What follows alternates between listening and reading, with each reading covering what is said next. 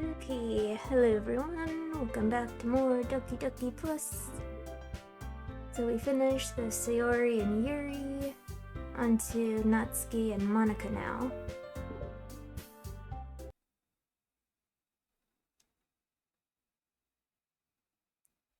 Okay. It's been several weeks since the club has officially started. Through their initial setbacks, the 3 club members so far, Monika, Sayori, and Yuri, have increased their collective bond within the club.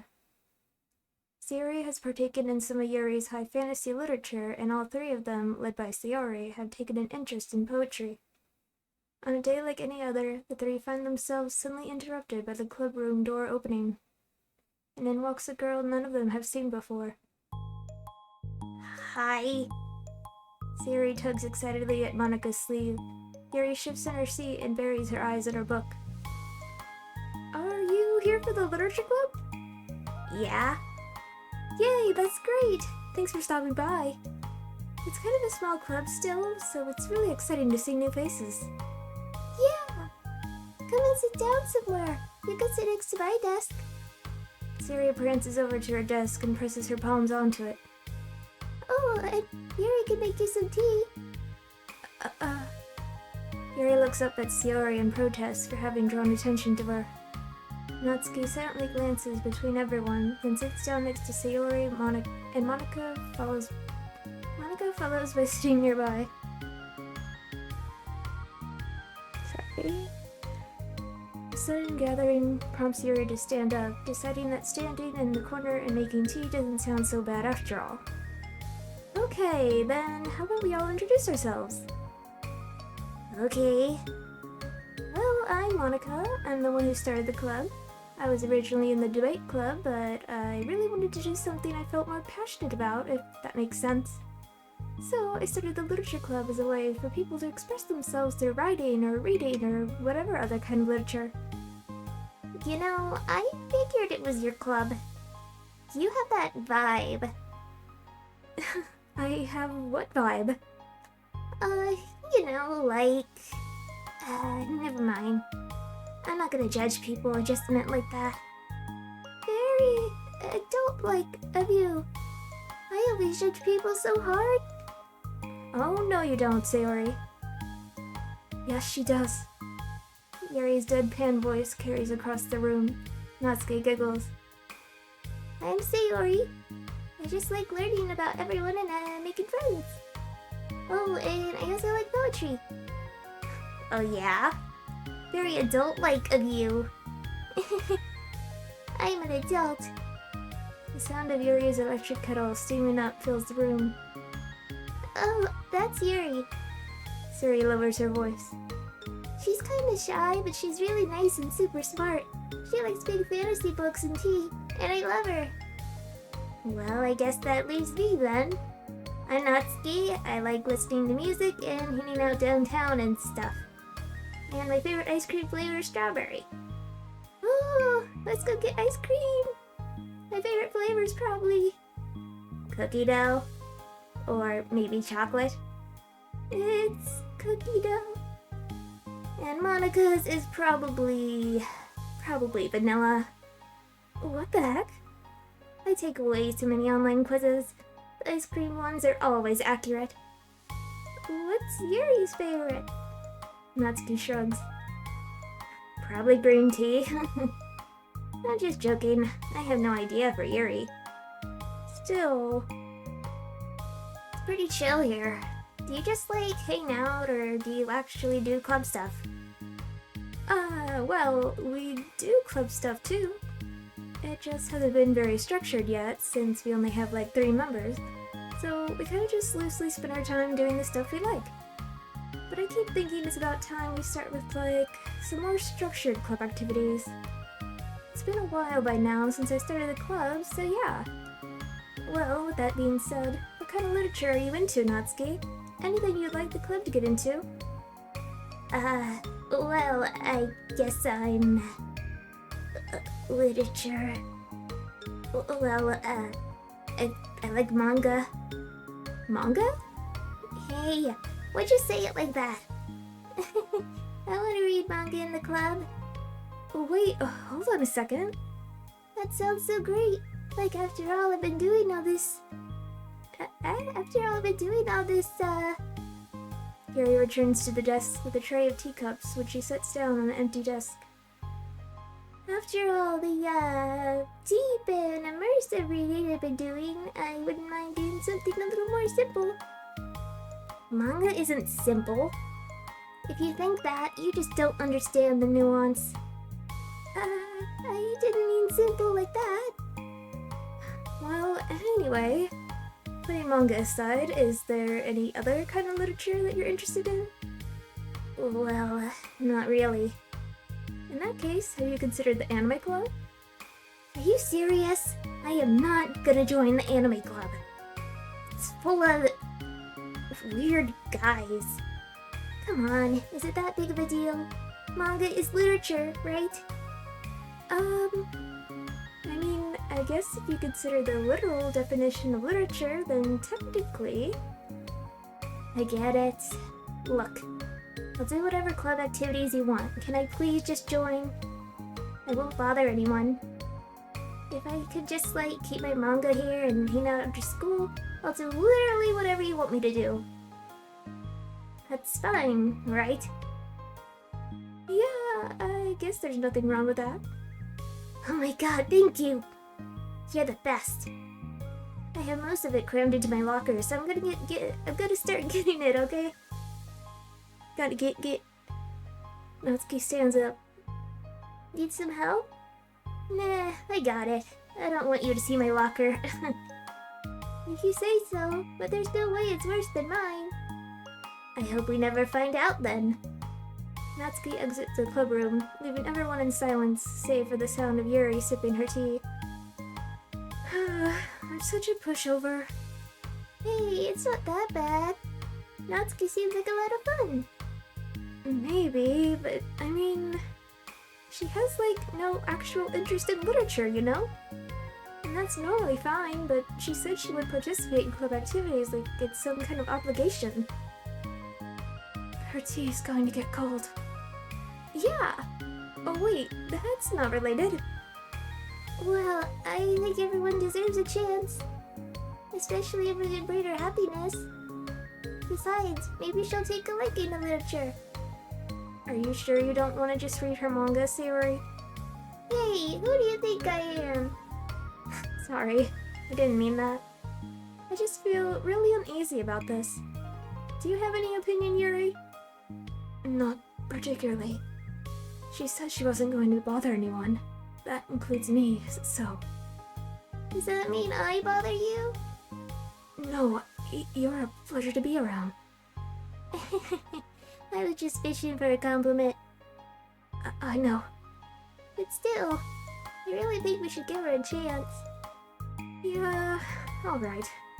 But I really am gonna start enforcing club activities. I'm willing to cooperate. Suddenly the three of them hear a thump against the door. What was that? Sayori stands up and walks over to the door, then opens it. Thank you. Carrying 3 boxes of what is presumably manga, Natsuki grunts and wobbles inside before slowly bending over and dropping the stack onto the floor as gently as she can. That's quite a collection! Sayori giggles in excitement. While catching her breath, Natsuki replies, There's still one more box. I can put them away myself. I know how to organize them. Monika anxiously glances between Sayori and Yuri. Is this really okay for the club? Maybe it's what she needs to really kick the club into gear before everyone gets too complacent. It seems like things are finally going to start getting more serious.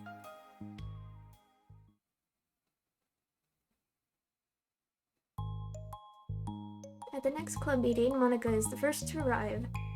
But ever since Natsuki joined, she feels a lot less relaxed. Why am I so nervous? Monika paces, trying to figure out her feelings. Natsuki said she wasn't going to bother anyone, so why does it feel like the atmosphere has changed so much? The lesbian tension has begun. While Monika thinks, the club door opens, revealing Natsuki carrying a box. The Natsuri gods are coming for you, Monika. Monica forces a smile as Natsuki makes her way to the closet. Natsuki forces one in return. Need help? No, I got it. Monica awkwardly tries to start some kind of conversation, but fails. Curious, she peeks into the closet where Natsuki is stashing all of her manga. Once still with school supplies, the shelves are now vibrant with bright colors and cute-looking artwork. You know, the top shelf is pretty empty. Maybe we could keep it up there? I can't reach up there. That would be so inconvenient. Yeah, but... Monica sighs. The teacher's going to ask what all this manga's doing in here, and I have to tell him it's for the literature club. So? Monica backs off and slumps into a desk. With this kind of tension, it feels like the relaxed atmosphere accumulated over the past few weeks is being sucked right out of the room. Right out of the room. Good afternoon! Siri spins into the club room. Oh, I see someone's in a good mood. Yeah, because I have this. Siri brandishes a cookie wrapped in plastic. I found some money and got a cookie. Ooh, that's so pretty. As Siri trots over to the closet, the colorful shelves catch her eye. Which one do I start with? Well, you can start by giving me a bite of that cookie. No way. I saved up all my luck to find that money. If you want entry into my kingdom, you need to pay the tax, peasant. Ooh. Defeated, Sayuri unwraps her cookie and breaks off a piece for Natsuki. Then Yuri silently walks into the club room. Monica glances at her with pleading eyes. Yuri returns a quick nod of understanding. Well, everyone's here now. Despite the club only having one more person than before, it somehow feels twice as lively. Okay, so I think today we should go over some potential club activities and see which ones we want to do first. We have 4 members now, so it'd be great if we found some stuff to do as a group. Does that sound good to everyone? I agree. Okay, so I have some ideas of my own, but I want to hear your ideas too. Well, I have been having a lot of fun learning about everyone else's interests. Maybe we could give each person a day to share their favorite kind of literature with everyone else. Oh, well, maybe. Something tells me that... Monica glances at Yuri and Natsuki, who both appear very unwilling to even consider each other's interests. Maybe we can try to come up with something that everyone can enjoy Maybe we can try to come up with something that everyone can enjoy equally. God. You know, like we all vote on a book to read or something like that. I think we should all collectively try to expand our interests rather than just stick to the things we're familiar with. Why does it feel like I'm being targeted here? Natsuki, didn't you say that you would go along with whatever the club wanted to do? Well, yeah, but that doesn't make it okay for you to ignore everyone else's preferences. I like Sayori's suggestion. Yeah, me too. Yeah, but... Monika's voice trails off. Although she let Natsuki join the club, Monica finds it incredibly difficult to relent to her demands. If Natsuki doesn't respect the club, why should Monica have to yield to Natsuki's opinion on anything? Natsuki, are you sure that you don't have any other literature interests you could share with the club? I swear I don't mind if you keep your manga in here, but I just... Natsuki cuts Monica off by suddenly standing up. Well, it's obvious that I'm not wanted here, so I'm just going to leave. I really would have appreciated you being more upfront about it. Okay, I think you're kind of jumping to conclusions here, but you're free to do whatever you want. Natsuki shoots Monica a quick glare before walking straight out of the room. Oh no! Sayuri runs after her, leaving just Monica and Yuri. For the second time today, Monica slumps down into a desk. Why am I such a jerk? No, she's a jerk. She's just making me feel this way. Monica looks up at Yuri, seeking affirmation. Yuri looks away. She probably just went around looking for the smallest club she could find so she doesn't have to participate. How does she expect me to give her respect when she has no respect for the club? Am I wrong, Yuri? I'm not good at these things. Monica sighs. Me neither. I just have no idea what to do. I don't want to hurt anyone, but I feel like it's not wrong to enforce the club vision. You know, like, people should join because they want to express their passion for literature, or at least develop it. So maybe she's not a good fit for the club after all. Monica sits in silence, afraid to accept her tentative conclusion. Yuri looks tense, but she doesn't seem to want to add anything. You can go back to reading. I know this doesn't concern you. It does. It does? How? Well, I just can't comfortably read in an atmosphere where the peace has been disturbed. Oh. Well, great. I'm just ruining the whole club then. That's not an accurate conclusion to make. I know, I'm sorry.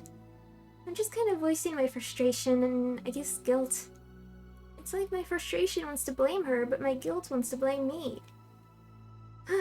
Why is it the hardest to be rational during the times you need it to be... Why is it the hardest... What is wrong with me? Why is it the hardest to be rational during the times you need it the most? I don't think you're being irrational. I think Natsuki is. She has no authority to walk in here and make demands of the club. Your club. Something as ridiculous as manga has no place here. The fact that you're even storing it for her should make her completely indebted to you. Well, you're right, but... I don't know, isn't it kind of harsh to say things like it's ridiculous and it has no place here? Do you not feel the same way? You've been doing everything you can to avoid associating the club with it. So I assumed you felt the same way about it. That's not true. Well, recalling her confrontation with Natsuki, a realization starts to set in. You may be right. I mean, if it was anything besides manga, would I really be acting like this? Maybe I've just been convincing myself that it has nothing to do with the manga. I'm really upset that I would let myself do that. With a sigh, Monica walks over to the closet. She finds herself staring at the colorful shelves. It's just, this really wasn't what I had in mind for a club about literature. There shouldn't be anything wrong with that. Monica starts defending her position once again. It's a complicated issue that Monica had failed to consider before now. Where is the line even drawn at what's considered literature? Lost in thought, she reaches into one of the larger box sets and pulls out a volume, inspecting it for no particular reason. The cover features 4 girls striking cute and exaggerated poses, all dressed in short skirts. Yeah, I mean... Amused by the absurdity of the cover, Monica opens the book. Okay, that was abrupt. Natsuki.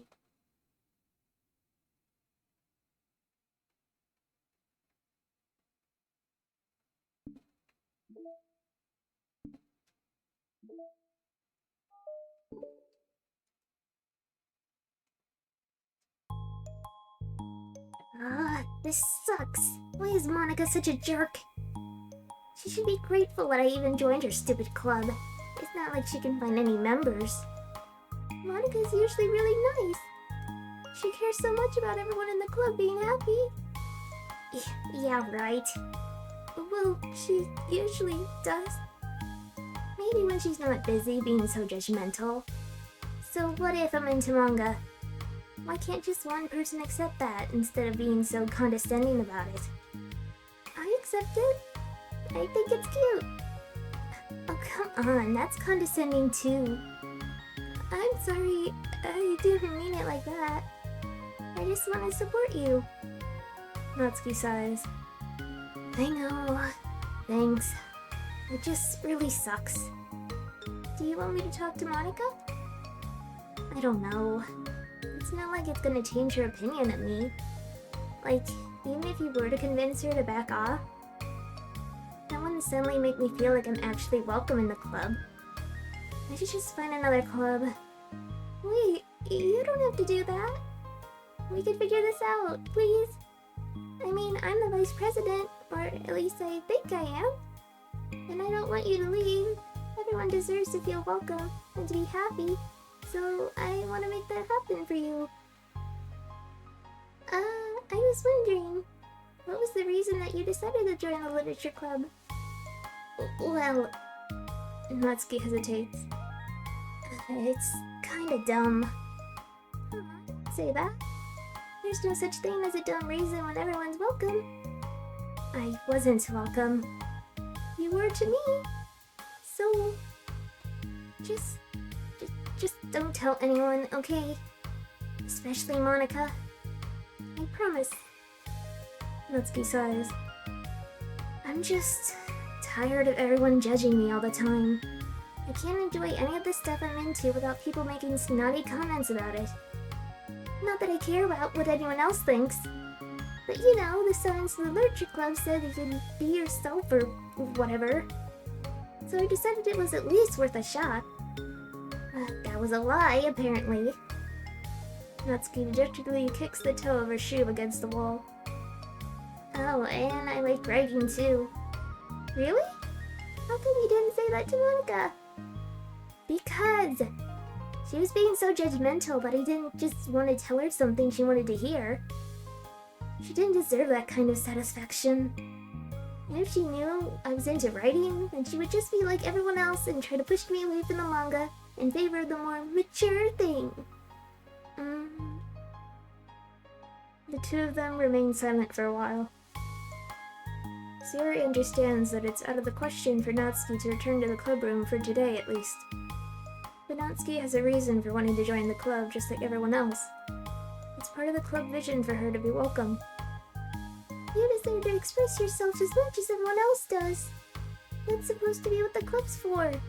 So, I'm gonna do everything I can to fix this. I promise. It's lunchtime the next day. The cafeteria and hallways are bustling with students rushing to meet with their friends and make the most out of their limited break time.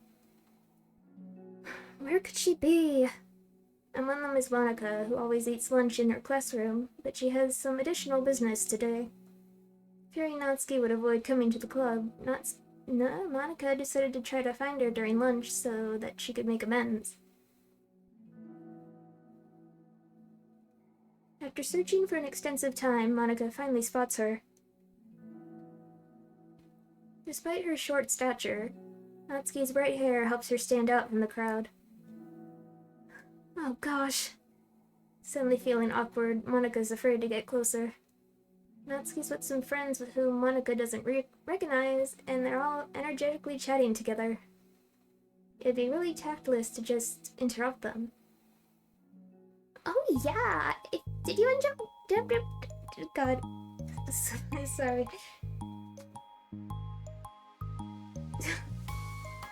Water, please.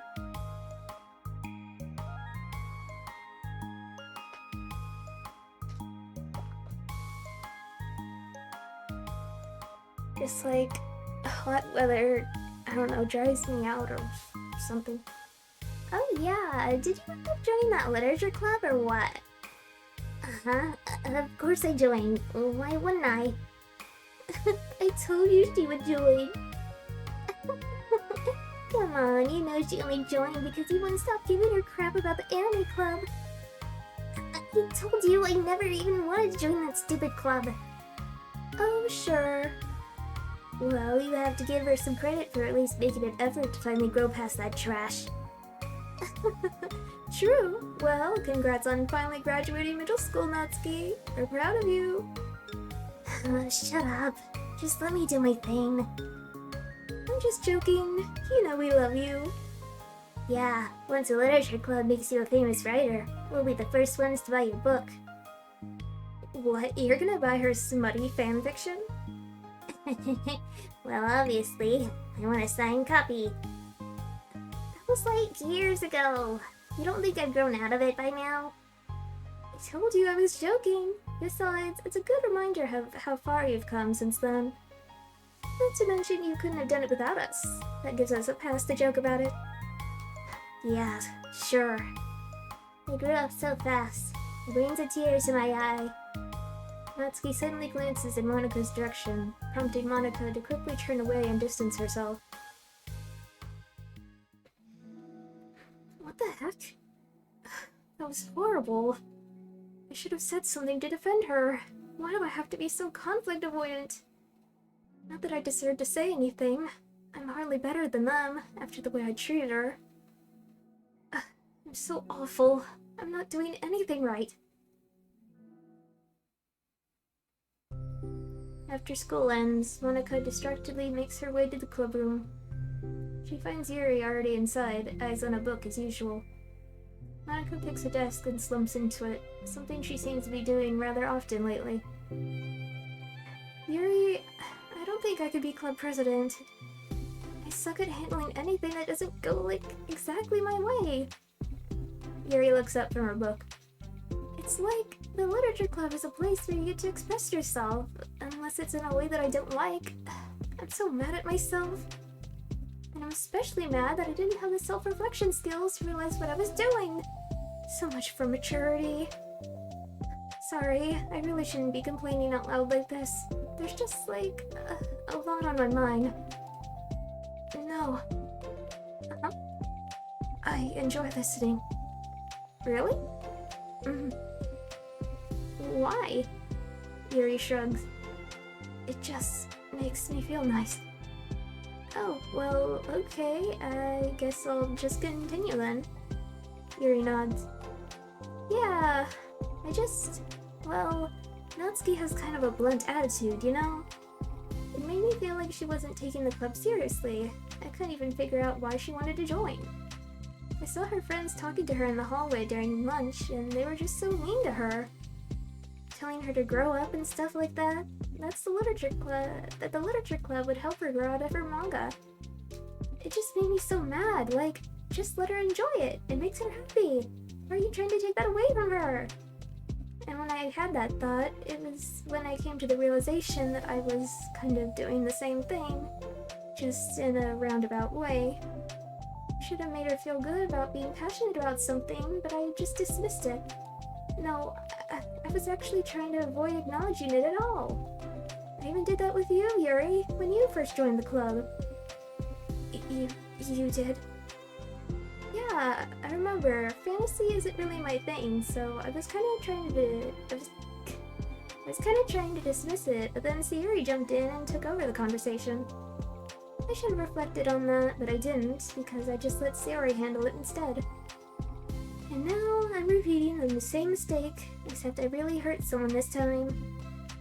Monika shakes her head. I'm so tired of being afraid of things I'm not comfortable with. It's so stupid. I could just picture how much joy it would bring Natsuki if I let her share her passion a little. I'm so angry that her friends were treating her like that. I'm gonna get them back for it. Get them back? Yeah, I'll get them back. By making sure that this is a literature club that Natsuki wants, not the one that they want. Suddenly, Sayuri bursts through the door, making Monika and Yuri jump. With a rare, stern face, she marches over to Monika's desk and sits down next to her. I'm having an intervention! I can do that because I'm vice president. Is this about Natsuki? Yes. Yeah, I know. I messed up. I'm super sorry. I was just talking to Yuri about it. Really? I was so dismissive of her passion that she felt threatened and probably just unwelcome. Literally the opposite of what the literature club's supposed to be. I really need to make it up to her. Oh! Yay, I did it! Thanks for the intervention, Sayuri. I'm glad we're on the same page. Friendship wins again! So, how do you want to make it up to her? I have a plan. Sayuri, do you know if Natsuki's coming to the club meeting today? I don't think she is. I see. Monika was afraid of that. Not because of her plan, but because she's facing the consequences of the damage that she's inadvertently caused. But the only way to do the right thing is to face it head on. It's so easy to just duck away from conflict and wait for it to blow over. But that's not enough. To truly respect someone's feelings after you hurt them is to face them and admit your wrongdoing. Not the wrongdoing of mismanaging the club, but the wrongdoing of disrespecting Natsuki's feelings. Okay, do you think you can get her to come to the meeting tomorrow? I can do that. Okay, awesome. Yuri, you don't have to worry about anything, but thank you for being my friend. You're a good listener.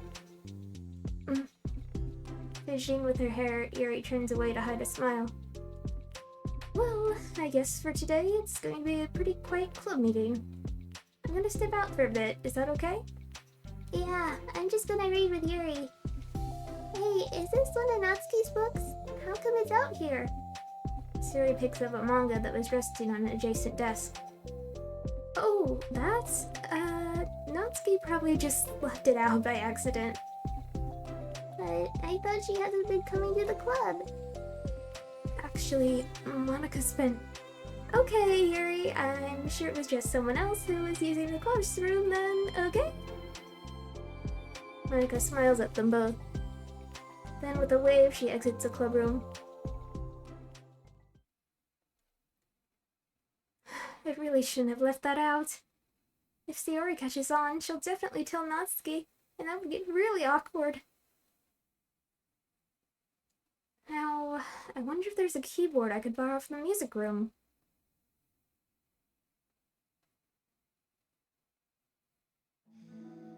The time for the next club meeting has already arrived. Monica and Yuri are the first to arrive. I'm so worried. Do you think Sayori is going to be able to bring Natsuki? Yes. How do you know? Well, she's Sayori. You know, you're right. Time slowly passes. Monica sits, then stands up to pace around, then sits again. Yuri's eyes don't move from her book. Then the door finally opens. Sayori marches inside. Behind her, Natsuki shuffles inside, nervously looking around the room. We're here! Welcome back! Monica, the club president, stands up and greets them with a smile. Sayori picks a desk and takes a seat. Natsuki sits closely next to her. Looking back and forth between the club members, Monica is struck with a nostalgic feeling. She would stand at the front of the club room just like this, struggling to picture just who may eventually be sitting before her. But imagination was never enough to predict just how unique and diverse each member would be. Each with her own struggles, her own reasons for seeking the vision that Monica had, admittedly so vaguely advertised. Seeking trust, understanding, respect. What new lessons will the future hold for the literature club? Realizing she's getting ahead of herself, Monica takes a deep breath and returns to the present. Okay, everyone. The literature club's starting. We have an activity planned for today. Monica turns around to face the chalkboard. On it, she writes manga in big letters. Today, we're going to learn from an expert about a unique form of literature, manga. Ah, come on. Isn't this kind of forced? You know you don't actually want to do this, so just... Monica shakes her head. Natsuki. This is the hardest part. After making it this far, it would be so easy to just smile and move on. But that's not enough. Not this time. I'm sorry. It was wrong of me to not take you seriously when you were kind enough to show interest in my club. I thought about it, and I realized how biased I was against manga. It caused me to disrespect you, and I'm sorry. But I think you deserve to be able to share your passion with us. So, can I make it up to you? Well, thanks, but... I know you're only doing this because Sayori told you to. Wait, that's not true. Monica planned this all by herself. I didn't even get a chance to talk to her. I was witness to that as well. This is the Literature Club. The Literature Club is a place where everyone gets to be themselves. We all have our own interests and our differences. It's my vision to let us freely express that. And it's my goal to respect everyone for them. So, I just want to learn about the things that make you happy. I think that you deserve to share that joy as much as everyone else does. Is that okay? Natsuki looks away and hesitates. But it's really dumb. The stuff I'm into. Monika smiles. She kneels in front of Natsuki's desk, looking her straight in the eye. If you like it, then it's not dumb. Oh, except for me. Sayori, you're not dumb either. What the heck? You guys are so weird. Fine, I'll show you some of my manga. Only because you admitted that it's literature after all. Natsuki stands up. Oh, yeah, I didn't say this before, but I'm actually into writing too. I'm kind of a pro. But I didn't want you to like me just for that. Wow, really? I really did have you all wrong, Natsuki. Yeah, whatever. Today's not about that anyway, right? It's about manga, so I hope you're ready.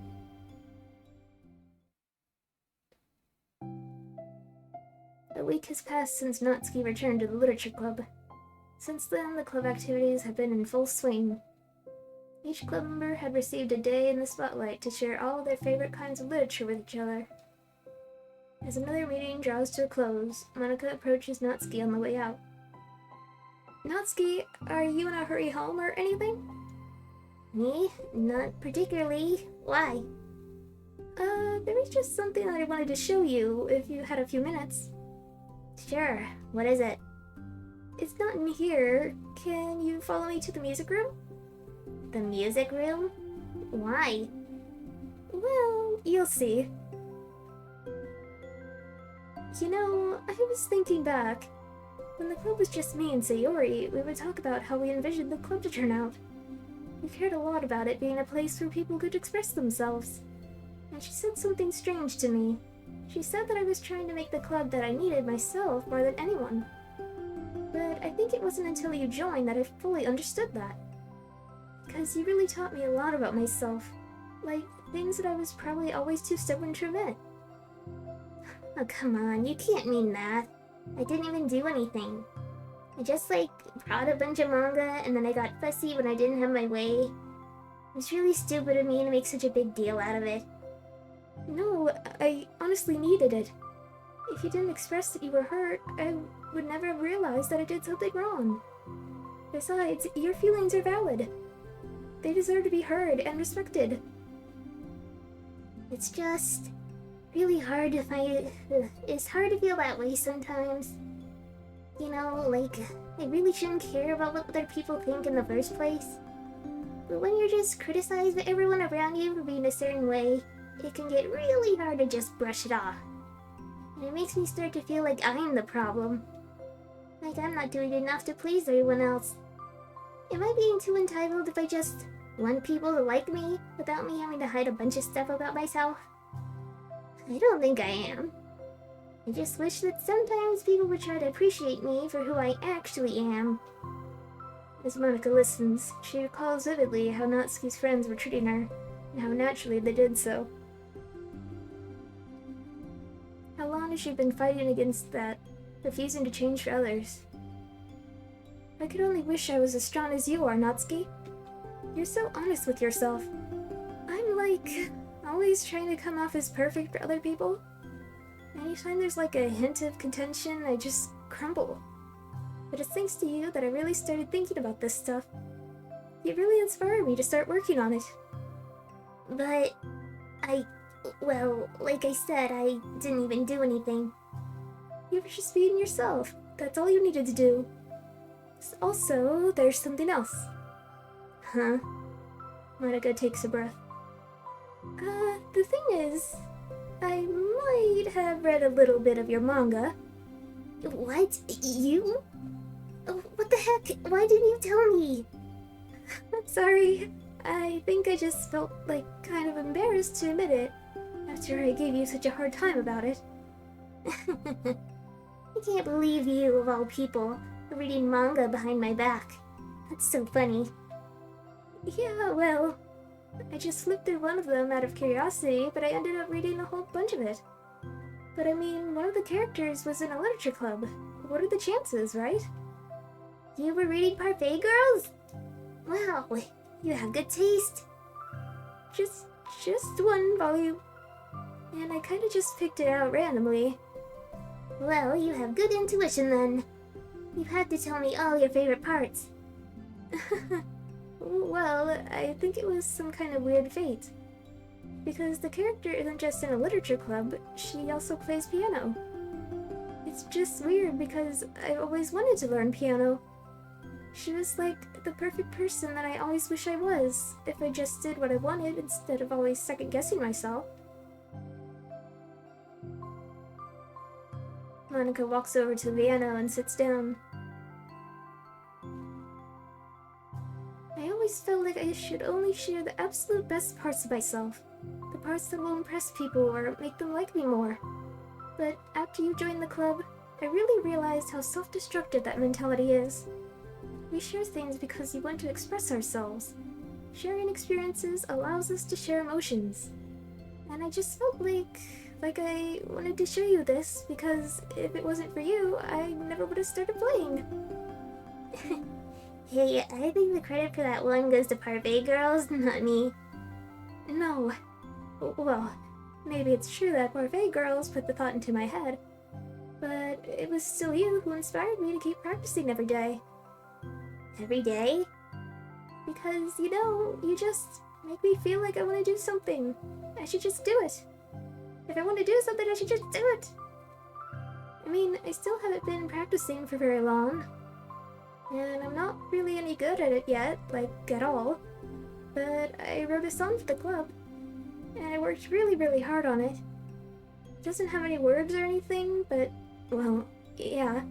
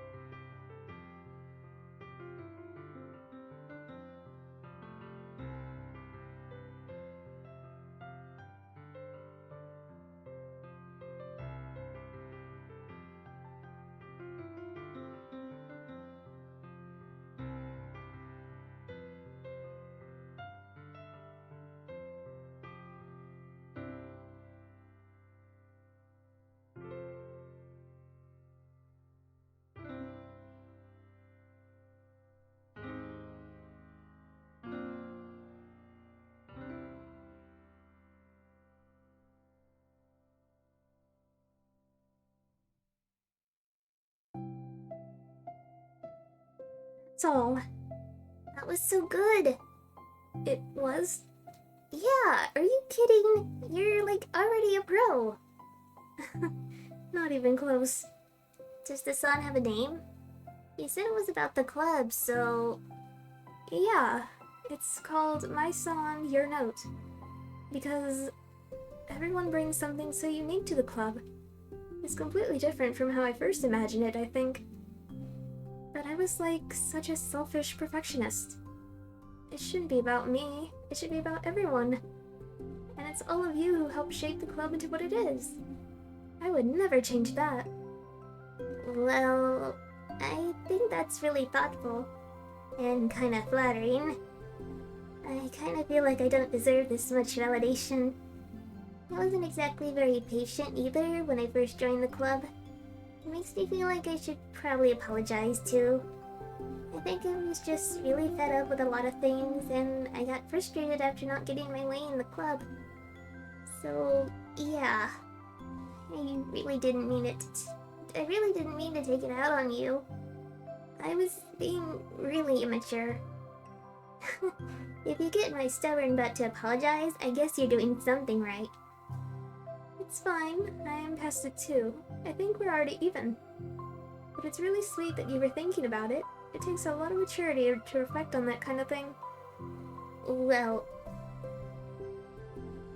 I wonder who I got it from. Never mind. Well, anyway, we're even as long as you let me keep my manga in the club room. You did admit that it's a form of literature. You totally can't take that back now. You got me. The closet's all yours. I'll tell you what. I'll bring in a little something for the club tomorrow. I want to do something nice in return. What kind of little something? Oh, you'll see. But I don't think you'll be disappointed. Cupcakes, cupcakes, cupcakes. The next club meeting ended up... the next club meeting ends up being a particularly tasty one. Yes. Issues caused by unprotected memory. Side effects. Blah blah blah blah blah blah blah blah blah. Cute. Monica.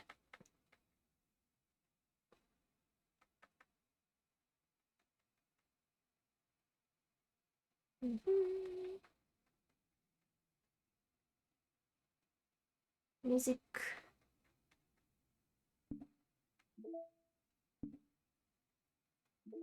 Okay, next.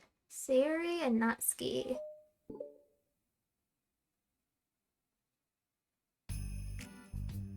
Natsuki! While Natsuki's messing with the orientation of her manga in the closet shelves, Sayori approaches from behind and pulls her into an embrace.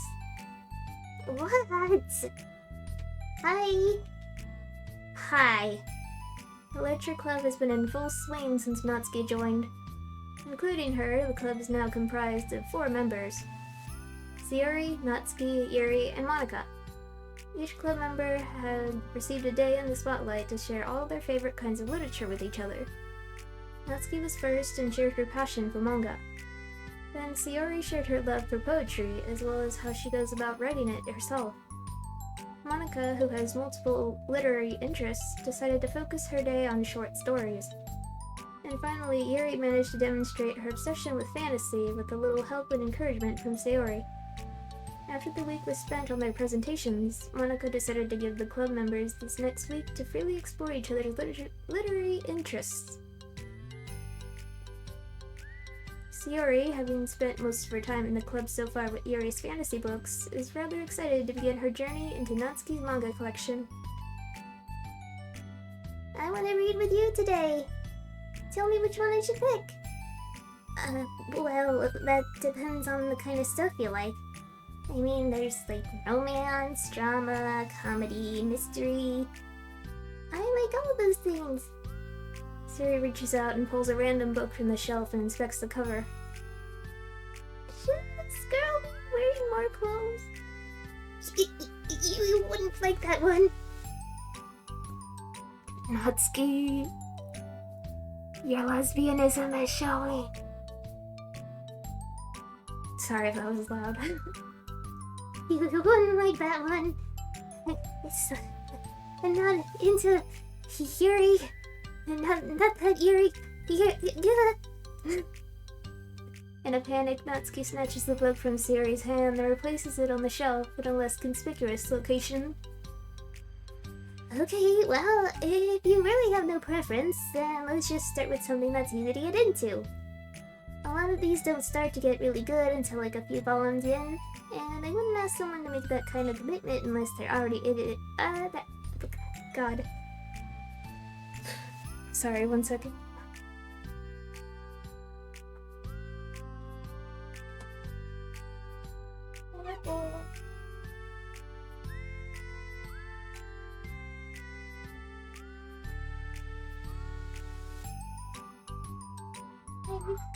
Hi. Are you doing okay?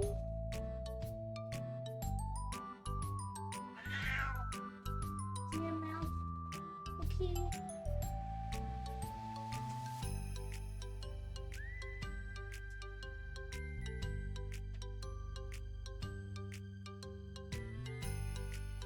a lot of these don't start to get really good until like a few volumes in, and I wouldn't ask someone to make that kind of commitment unless they're already really into manga. I could handle it. I did it with Yuri's books, at least. Well, I'm more considerate than that. Although, I'm kinda impressed by your attention span if you put that much effort into her books.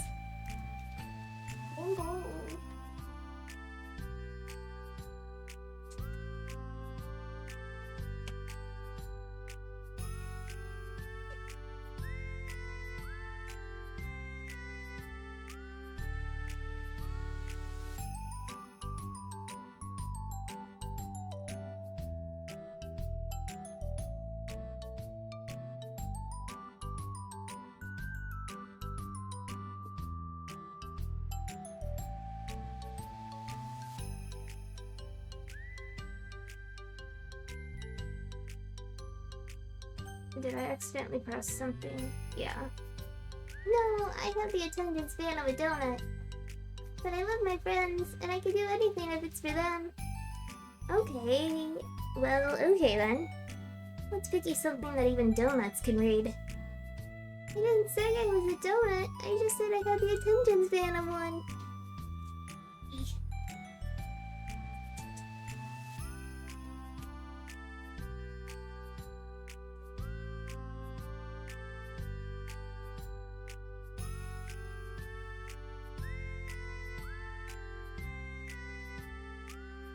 Do you want in or out?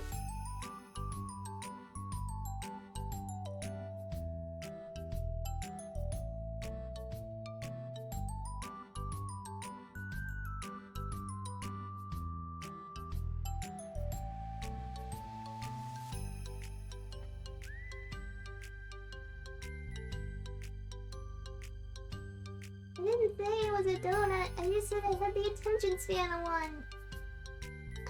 Were you just trying to call me sweet? You're so cute. No, how did you get to that conclusion?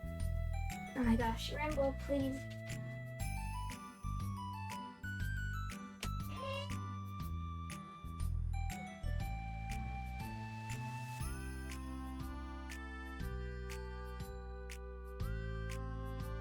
Rainbow.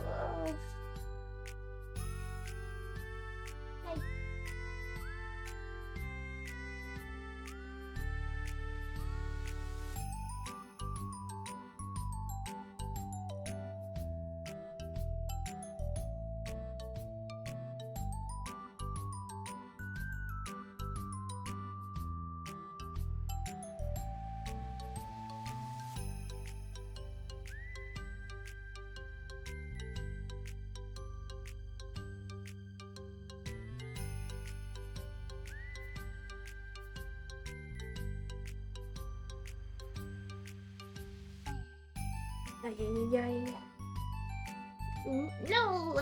How did you get to that conclusion? And don't call me that. A donut? Cute. How come? I just don't like it. I don't need a reason. Natsuki yanks a book from the shelf and closes the closet door. If someone asks you to stop, then you just need to stop. People need to realize that. I'm sorry. I really didn't mean to hurt you. Sorry. It wasn't you. Natsuki shakes her head while pulling a second chair over to her desk. I was talking about something else. Didn't mean to get angry all of a sudden. Natsuki averts her gaze and mumbles. You're like a nice person, so I wasn't talking about you. I still learned a valuable lesson. Suri speaks softly as well, feeling shy after receiving the unexpected compliment. Well, anyway, here's the book, so just start it whenever you feel like it. What's it about? Well, it's like a comedy, and there's romance too, obviously. Siri looks at the title. It's called Love is Another Word for Luck. It's about a girl who keeps accidentally running into the same guys, and then you find out, well, you should just read it. But you have to tell me what you think. I can already guess who you're gonna ship yourself with. It'd be so funny if I'm right. Ship? I don't get it. Never mind. Let's not worry about that yet. Just make sure you tell me what you think. Okay, I'll start then. Hey, maybe tomorrow we could do poetry too. Oh, yeah, I guess.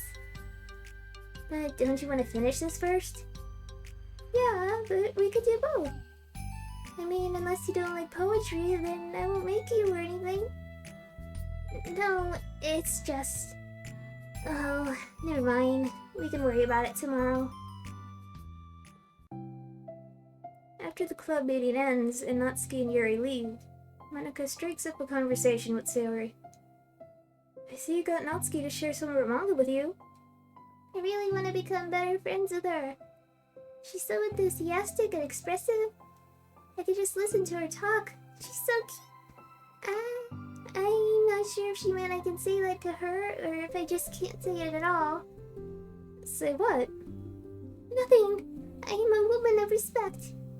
But Natsuki is a woman of cute. I said it. What's so bad about that? I don't know. But you know, there's one thing I'm kind of worried about. Sometimes I'm afraid that Natsuki actually doesn't like me very much. Oh, that's ridiculous. How come you feel that way? Well, I mean... just little signs, like how she only says hi to me after I say hi to her first. And it feels like she only gets excited to talk to me when it's about manga and other stuff she likes. She just seems dismissive a lot. She was like that when I brought up poetry. Yeah, but that doesn't mean she doesn't like you. She's probably just shy, you know? Maybe. My stupid head is just making me worry for no reason. It likes to do that. It's okay. Try not to worry so much. Everything will be great. But you can always talk to me about any concern that you have. I'm here to help. Rambo.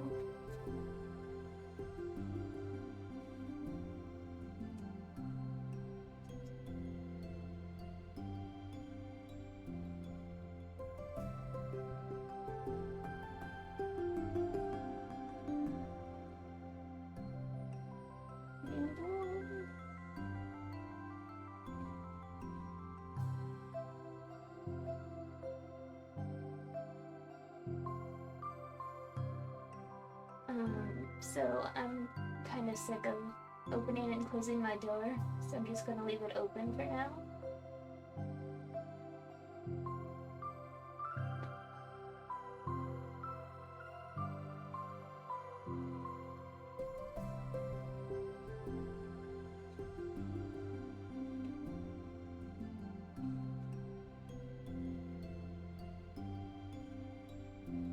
Okay, she's gone.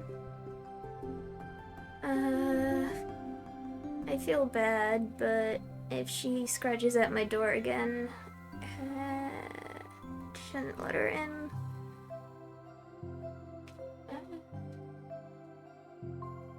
You can always talk to me about any concerns you have. I'm here to help. You're the best. Sayori gives Monika a quick hug. Well, I want to keep trying because I love her and I want to get close to her. You got this.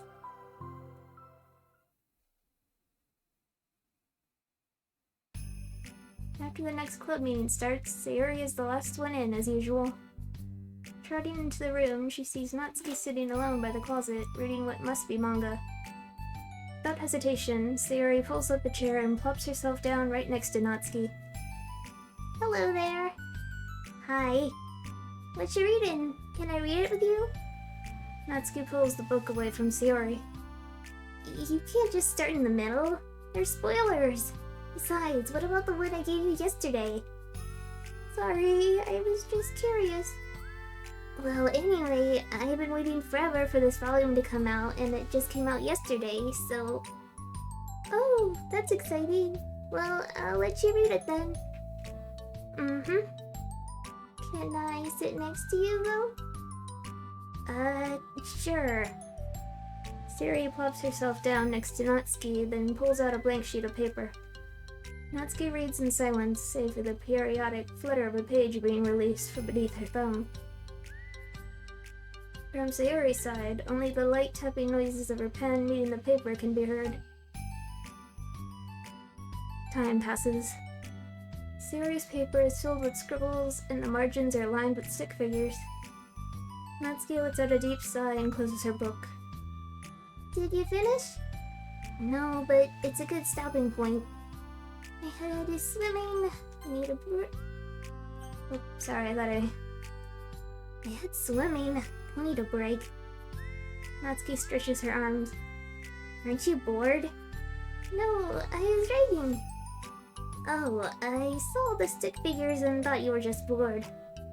I just draw those when I'm thinking or waiting for inspiration. I made friends with them all. This one's sad because she thinks the night sky is pretty, but she can't look up at the stars in public without everyone thinking she's a weirdo.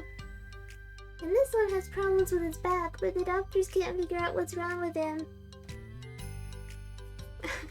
What the heck? You're the weirdo. Wanna read the poem I'm working on? Sure, I guess. Sayori slides the paper over to Natsuki. As Natsuki reads through the poem, she furrows her eyebrows. She slides the paper back over to Sayori. Don't you ever feel weird just sharing all your thoughts and feelings like that? I mean, your poems are like, really emotional. Is that bad? Well, no, it was just an observation. I think people could get closer to each other if they find ways of expressing their feelings. Well... Natsuki begins to protest, but she can't find a good way of putting her thoughts into words. Doesn't that depend more on the kinds of friends you have? I don't know. To each their own, but I've never met anyone I'd feel comfortable sharing my poems with. Not that it's you, it's just how I am, so... You write poems? Hello, Monica. You never told me that. I just thought you wrote other stuff. Yeah, that too, but... You should... I mean, would you ever want to share? Like I said, I don't do that. But... Can we talk about something else? I'm sorry. It's not your fault. It just makes me uncomfortable. I can't help it. Still, I'm sorry. It's fine. Well, let's move on to something that makes us both happy. I should continue the book you gave me since it didn't get very far yet. Sure. Over the next few days, Sayori begins each club meeting by approaching Natsuki with unwavering enthusiasm. It's Natsuki! Natsuki! Hi, Natsuki! At the end of one club meeting, Monica, who has been rather invested in Sayori's friendship mission, starts an innocuous conversation with Natsuki while she packs up. It's cool that you've been finding time to spend with Sayori. She was pretty excited for the chance to read manga with you. Yeah. I'm sure you've been enjoying the chance to share it too, right? Yeah, mostly. Natsuki glances over her shoulder, but she doesn't reply further. What's on your mind? Nothing. I don't talk about people behind their backs. Oh. Natsuki falls silent, but she just fidgets instead of getting back to what she was doing, as though she wants to say more. It's okay to share your feelings. That's different from talking about someone behind their back. I guess. I just hate when people talk about me behind my back, so I'm better than to do it to others. Monica shares a bright smile. You're really considerate. Thanks, I guess, but it doesn't feel like it. You can trust me. Natsuki stands in silence for a moment, still fidgeting. I just feel smothered sometimes.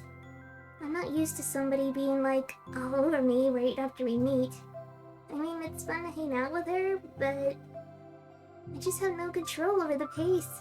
I can't just meet someone and instantly become best friends with them and like share everything about myself. That's not how it works. I just want to chill out sometimes. Oh, I didn't realize that was happening. It's fine. Why would you have? I know, I just feel bad about it. I know Sayori, so I should have realized. Monica navigates through her tinge of guilt, which has surfaced mainly due to her being the one who previously encouraged Sayori's behavior. Despite not knowing the situation, Monica can't help but feel a little responsible. Do you want me to talk to her about it? No, I wouldn't like that. Well, I don't know, I could, like, divert her into another club activity for you, or something. No way! That would be so underhanded and mean! Sorry, I didn't think that one through. Besides, just because I complained about it doesn't mean I'm asking for someone to solve my problems for me. True. I'm sorry. I guess I just instinctively want to try to solve your problems, even if I haven't been invited to. It's fine. I would talk to Sayori about it, but it would make things really weird between us. I feel like it would make her just constantly be afraid that she's bothering me. I don't know how to just keep things natural. Well, I think if you do a good job expressing all your feelings, she would totally understand. Sayori really wants to be the best she can be for other people. I think she would actually be happy that you want to improve your friendship with her. Maybe. It just feels so dumb, talking to someone about how to be friends with them. It's just weird and not cool. Monica shrugs. It's the literature club. Then she mumbles through a stifled laugh. It's not the cool club. Hey! Sorry, that just tickled me for some reason. Look, I know that you're kind of in a tough spot and that it's hard for you to really express yourself, but you've really demonstrated to me that you're great at self-reflection and critical thinking, even if it doesn't feel like it to you. I think that's the most important part of being able to navigate through these things. So I believe that you'll find the right thing to do. Well... Natsuki instinctively starts to reject the compliment, but she can't find any excuse to do so. Thanks. Natsuki gathers her things, then she finishes her thought in a mumble. I'm still glad I joined the club, even if it's weird sometimes. Monica smiles, but Natsuki turns her back and walks away before waiting for a reply. It was an unusual way for Natsuki to express her appreciation, but Monica knew what she meant. It made Monica feel like everything really was going to be okay. Yay!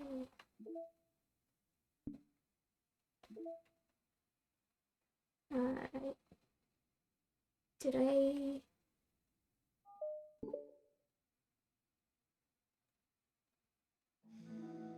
It's lunchtime.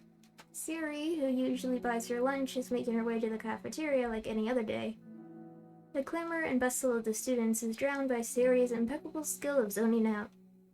However, her imagination is momentarily interrupted by the glimpse of a familiar pink-haired girl. Hey, that's Natsuki! I never run into the other club members around the school. Natsuki! Siri stands on her tiptoes and waves. Natsuki, who's busy walking and chatting with her friends, doesn't notice Sayori at first. Then she glances over in Sayori's direction. Sayori waves enthusiastically. Following her friends, Natsuki quickly ducks around the corner. Hey! She definitely saw me. Huh.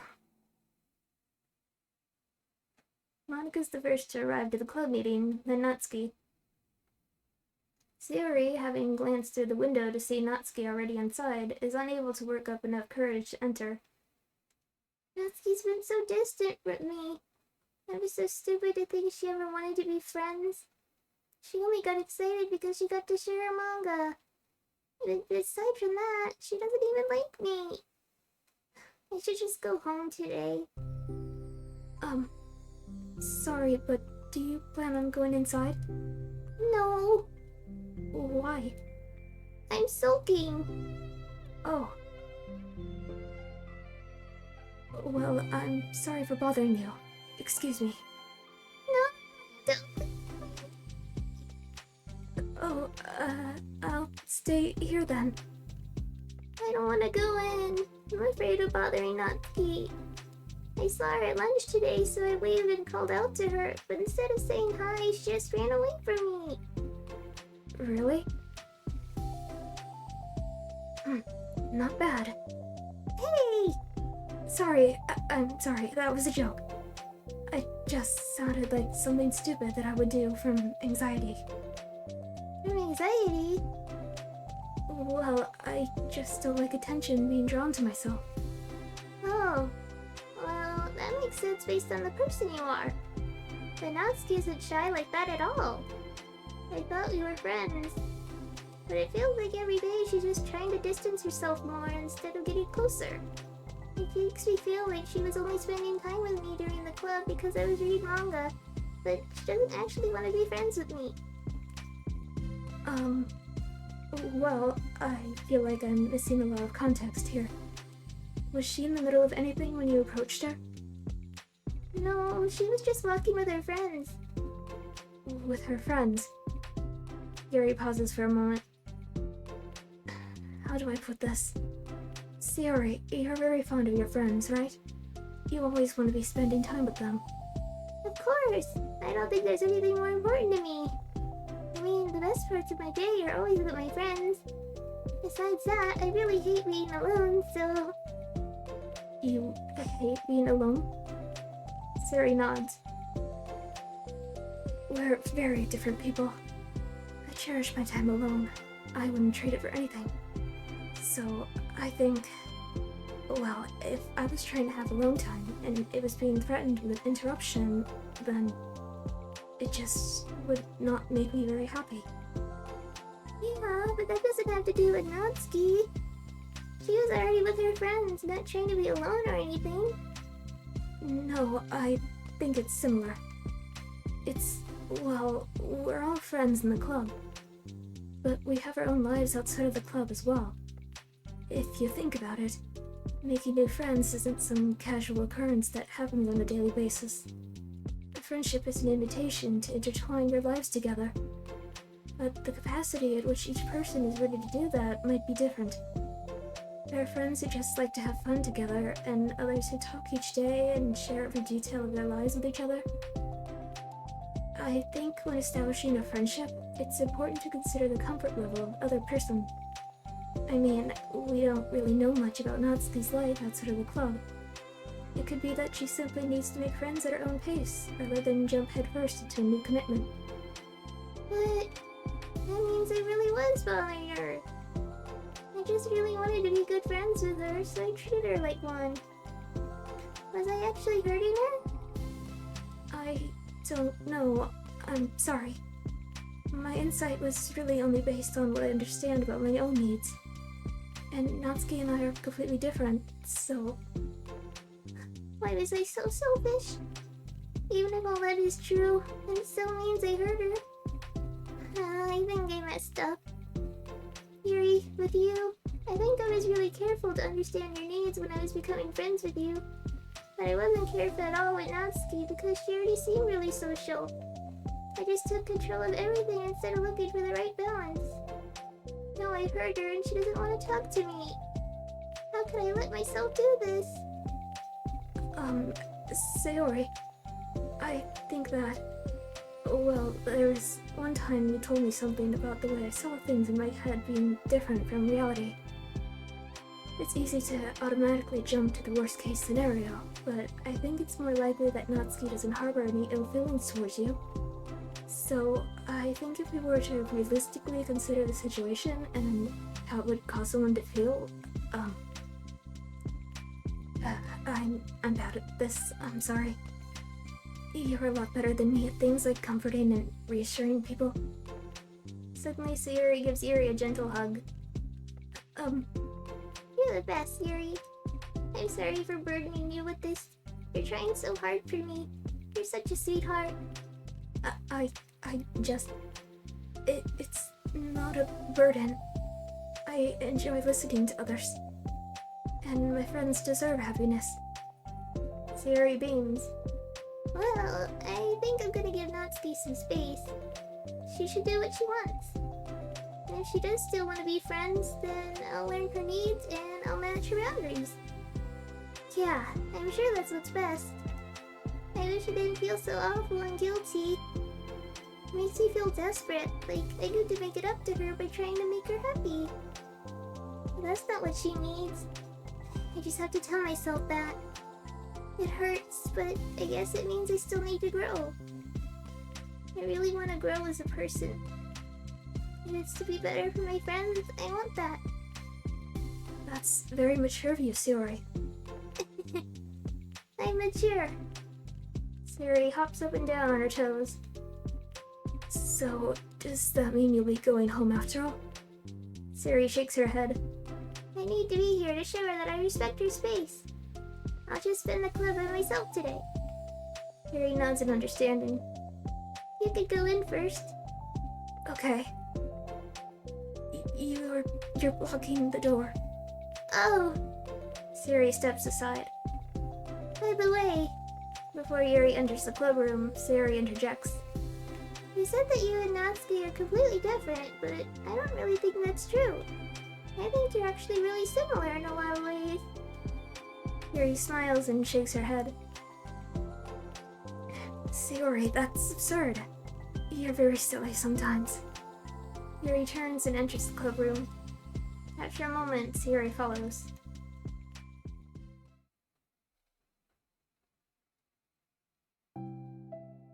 The club room is quiet. When Sayori walks in, Natsuki glances in her direction.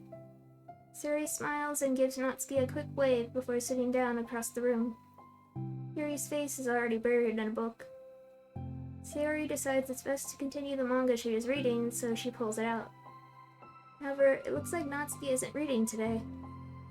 She has a sheet of paper in front of her and is tapping a pen against her desk, staring at it. Oh, are we writing today? Monika speaks in a quiet voice, unwilling to disturb the peace of the club room. She kneels down at Natsuki's desk. Hey!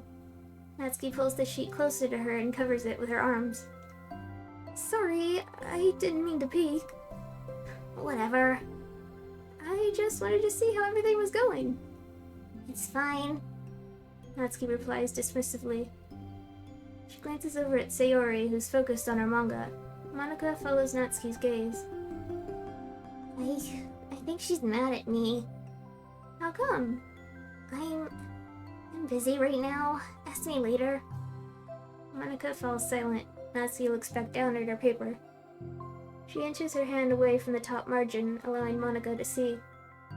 It says, to Sayori. Understanding, Monika smiles.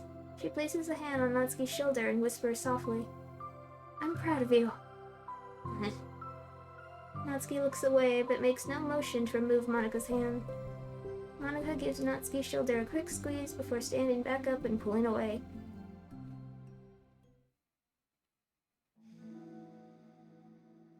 The end of the club meeting passes. Yuri has already departed. So has Monika after checking on Sayori and Natsuki to ensure they wouldn't stay too late. Sayori was determined to finish her manga volume before heading out since the end was approaching. However, with Natsuki also staying late for an unknown reason, a silent tension hangs in the air. After finishing the volume, Sayori brings it to the closet to put it away. She slides it back onto the shelf while Natsuki watches. Then Natsuki gets up and pulls it back out in order to return it to its proper location. Sorry. I didn't know where it was supposed to go. It's fine. The two fall silent again, avoiding eye contact. They both look like they're about to say something, but neither can break the silence. A moment passes. Well, I'll be on my way. See you tomorrow.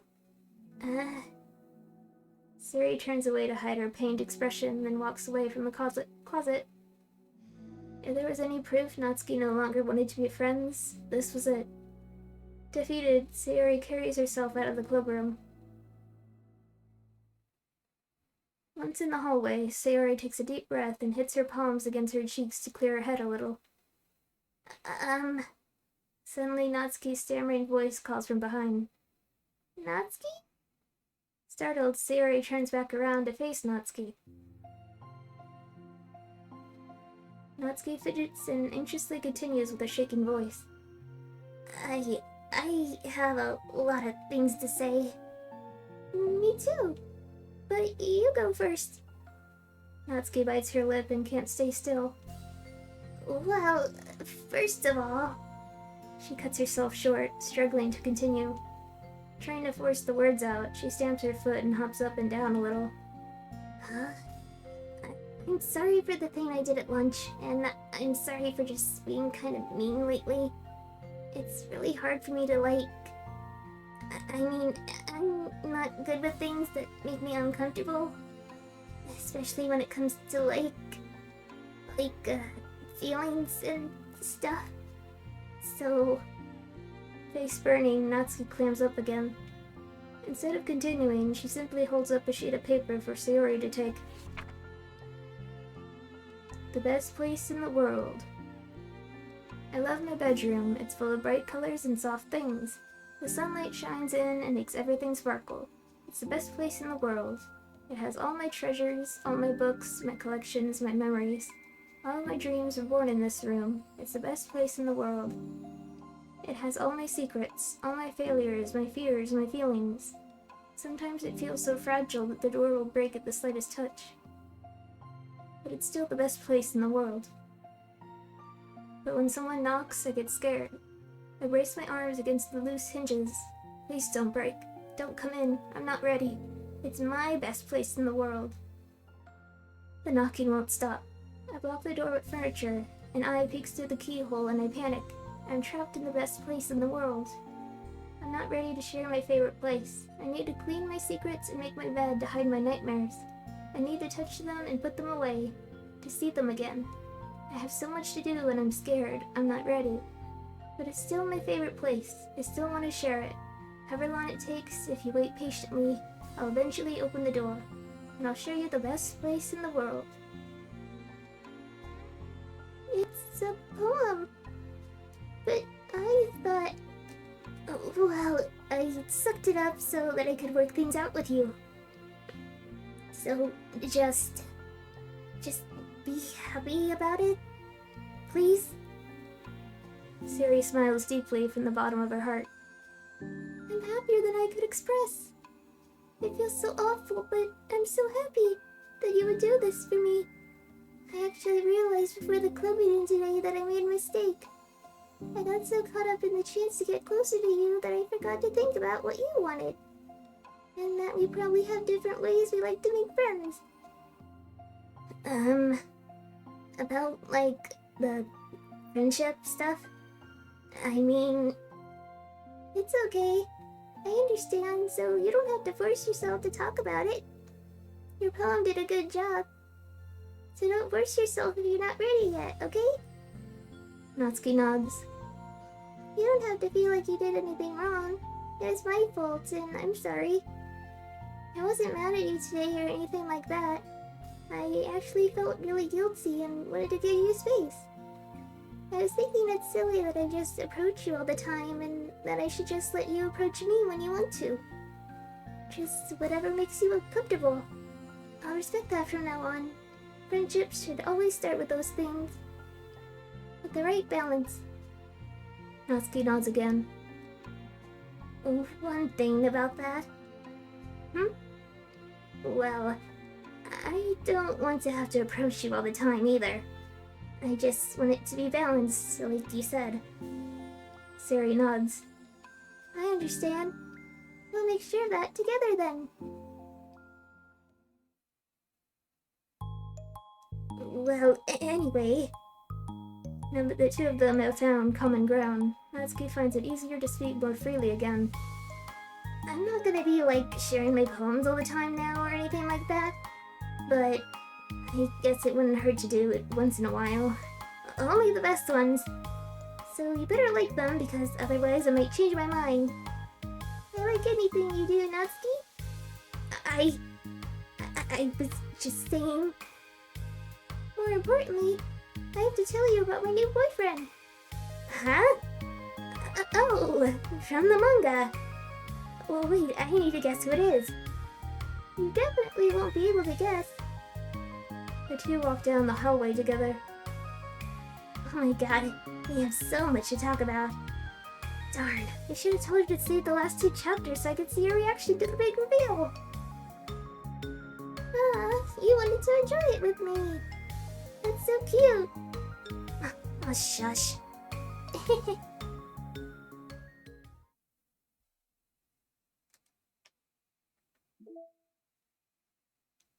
Doki doki. Pose. Natsuki. Poem from Natsuki, distributed at special event. I named my pen The Expression Express, my feelings aboard with a ticket to you. No room for stammers, no lies, no extra stops, no compromise. Station screaming by, attendant saying hi. One ticket to you, please and thank you. Take a headphone and doze, no bumps in the rails, just thumps in my heart, and loops in my letters, and clouds in the sky, and dreams in your eyes. Hey, wake up. The train has arrived. Expression Express, destination, you. Choo-choo. Choo-choo.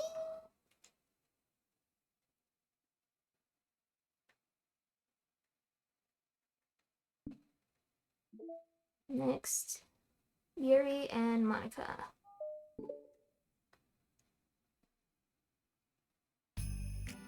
Am I bothering you? No. Okay, just checking. It's hard to tell since you always look so into it when you're reading.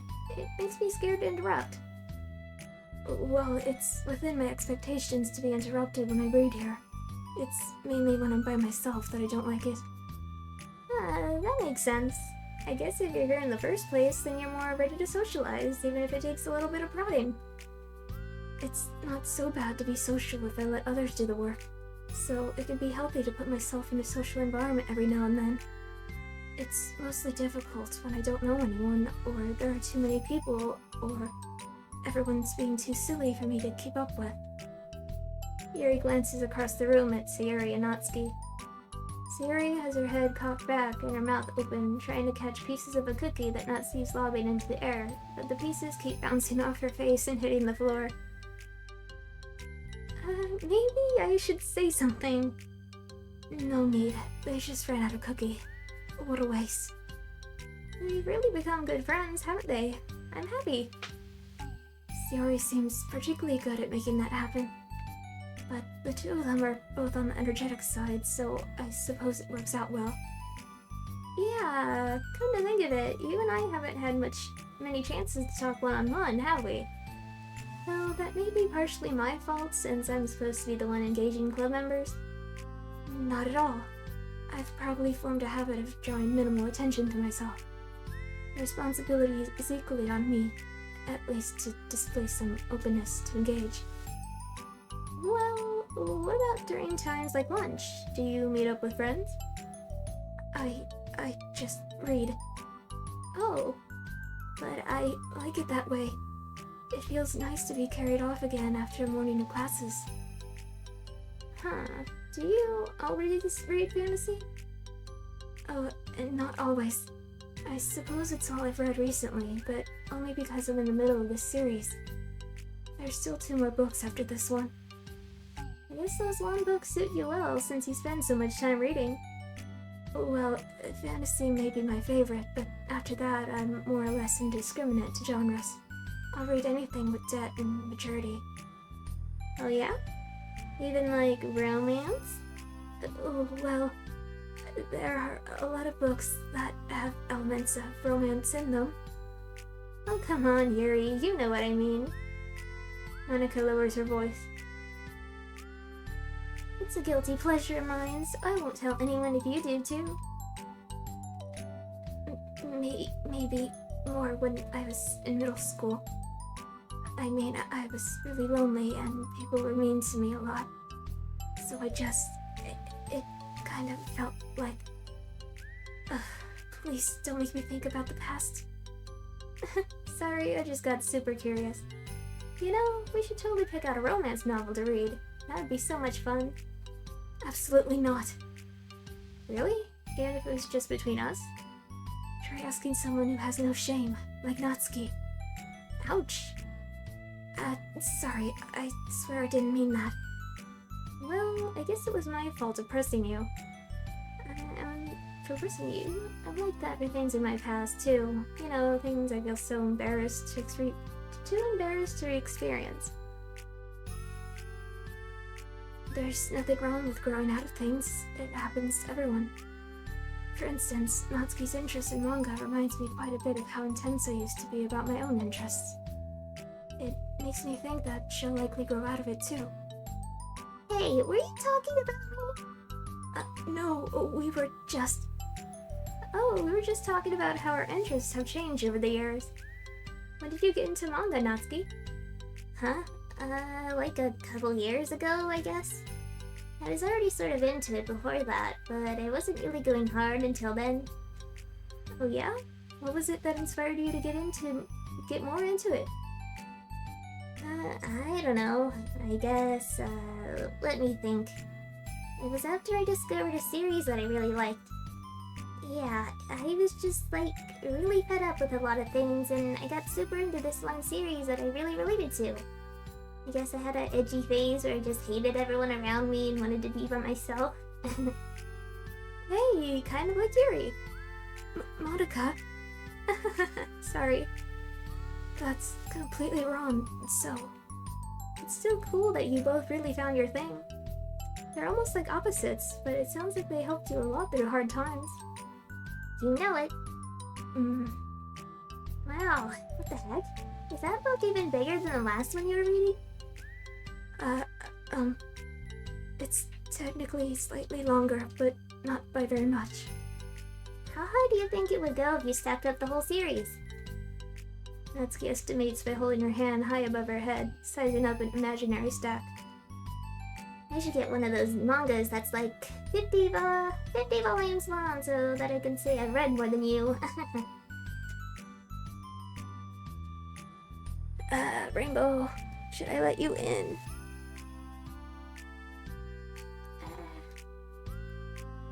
I should get one of those mangas that's like 50 volumes long so that I can say I've read more than you. Okay, I'm letting her back in.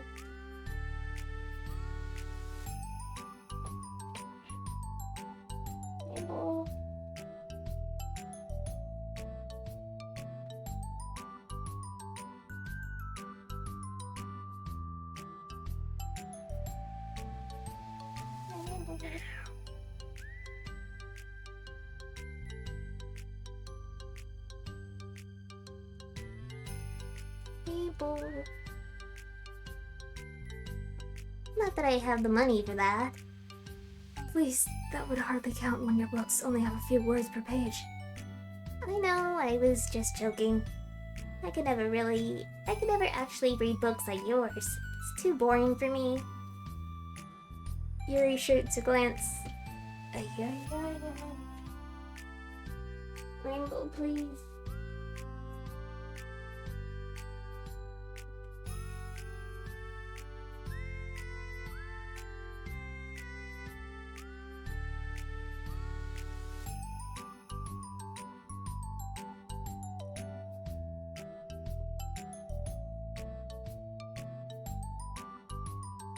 Okay, I'm not gonna open the door again. Yuri shoots a glare at Natsuki. It's not boring. Chill, I said for me, not for you. I can have my own opinion. I just think it's too convoluted. Sayori, are those from the floor? Gross. Also, wash your hands before touching any of my books. But my hands aren't dirty. Just do it. The oils are there even if you can't see them. Fine. Sayori trots out the door and Natsuki follows. Yuri, you look a little upset. What kind of nerve does she have to call my hobby boring? Well, she did correct herself. Hardly. She's so condescending. I don't mind if she thinks it's not for her. I already understand that it's not for everyone.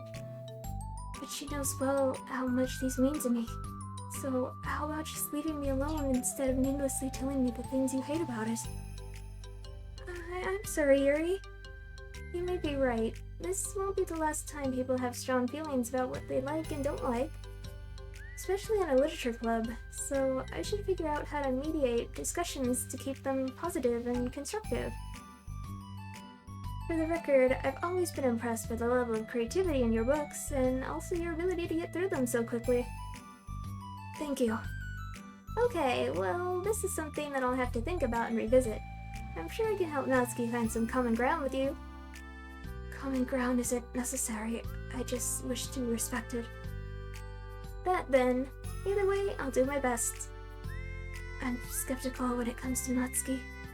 I trust you, Monica, but I'm skeptical.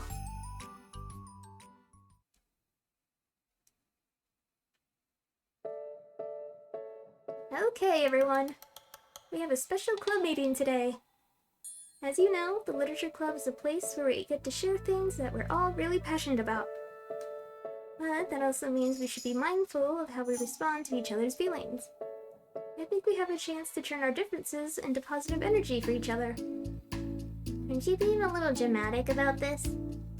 This is important to me. Well, sorry, I just feel like I'm being accused or something. No, I'm not accusing anyone of anything. I'm sorry if it came off that way. But our conversation yesterday made me reflect on the power of language, and I thought it would be a good topic for the Literature Club, don't you think? I'm sure we're going to have differences and opinions a lot, so I need to make sure we're prepared to keep a positive atmosphere in the club. If you say so. Sure. The cool thing about language is that it gives us a lot of different ways to express the same idea or emotion. We have a lot of control over how we want the other person to feel when receiving our thought. This goes for poetry, narratives, casual conversation, basically anything. For example, Siri, what's your favorite food? I have them organized by category. Should we start with snacks, or do you mean full meals? Should I include breakfast? Jeez. Okay, how about your favorite fruit? That's easy, cherries! Really? I always thought cherries tasted nasty. What? Cherries are delicious! Whoa, that's a pretty strong reaction. Well, I just don't understand how somebody could think cherries are nasty. How does it make you feel? I don't know. Sad? Defensive, maybe? Yeah, I got defensive. See, the reason you had such a strong reaction wasn't just because I don't like cherries. It's because you felt like your opinion was under attack. But that's weird, right? Something like taste is completely subjective. But when I say something like, I think cherries taste nasty, I'm using objective language. I'm challenging Sayori's reality that cherries are delicious with my own, which is that cherries are nasty. Wait, hold on. How is that objective when you just said it was only your own opinion? It has to do with the way our brains interpret the words. You're talking about the reality of the cherries, not your feelings about them. Like Sayori. Let's rewind for a second and pretend I didn't tell you that I think cherries are nasty. Good! So, what if instead of that, I said, like, I've tried cherries and they're not for me. It's not the kind of flavor I enjoy. That's fine. As long as you don't call them nasty. Nasty's a nasty word. Okay, so cherries was kind of a weird example, but I think it gets the point across. This time around, instead of talking about the cherries, I just talked about my feelings and Sayori didn't get defensive. So, instead of clashing with each other, it's like we received an invitation to talk about our differences. Yuri, you don't need to take notes. I'm not gonna quiz you or something. I know that. I was just... Sorry, I didn't mean to call you out. You can do whatever you like. But does anyone have any thoughts so far? Yeah, I just feel like I shouldn't have to put my language through a filter just to protect someone's feelings. Well, you don't have to. The choice is yours on how you want to come across to other people. I'm only suggesting it as a tool to help turn your differences into a positive experience rather than an argument. Right, Sayori? Whatever you say, cherry hater. Oh, come on. Sayori, I actually like cherries. I was just saying that to help demonstrate. What the heck? I've been duped. I'm sorry. I'm sorry, Sayori. I'll make it up to you later. How about a cherry sundae? You're welcome to dupe me anytime, my beloved president. Buying your people's loyalty? How deplorable. Oh, like you would turn down a free sundae, Yuri? You were certainly a fan of those cupcakes I brought in the other week. That was... I mean... I was reading and not keeping track of them. Oh, that's enough. We're getting off topic. So now that we have the gist of it, how about we try with something more relevant to the club? Like manga, right? Let's try to have a productive discussion about our differences in opinion. Yuri, do you want to start? Well, I'd rather not. No. Huh? How come? Well, because I don't see how anything productive can come from that. It's just going to start a fight. No, it'll be fine. That's why I'm here to moderate. Let's just have a calm and rational discussion. Yeah, give me a little more credit. I'm not a child, you don't have to coddle my feelings. I always think it's more respectable to just speak your mind. Respectable? Yuri's expression changes at that word. As Monica recalls, being respected was the crux of the matter for Yuri. Well, the point of the exercise isn't exactly like... It's fine. I have nothing against anyone personally. You're entitled to enjoy whatever it is you like. I just prefer more depth and nuance in my reading material. I look for stories that are imaginative and sophisticated beyond the surface level. Oh, well, that's just a misunderstanding then. I thought you were gonna say that manga's for children or something. Like, I don't hear enough of that. But there's plenty of deep manga. I'm not clueless about manga. I've read my own fair share when I was younger. What? Are you serious? How come you never told me? Because I'm past that point in my life, and I really prefer not to revisit it. I prefer more mature things now. Excuse me? Okay, hang on. Can I jump in here? Let's try to keep things subjective. Because if you imply that manga is immature, then aren't you implying that someone is immature for being into it?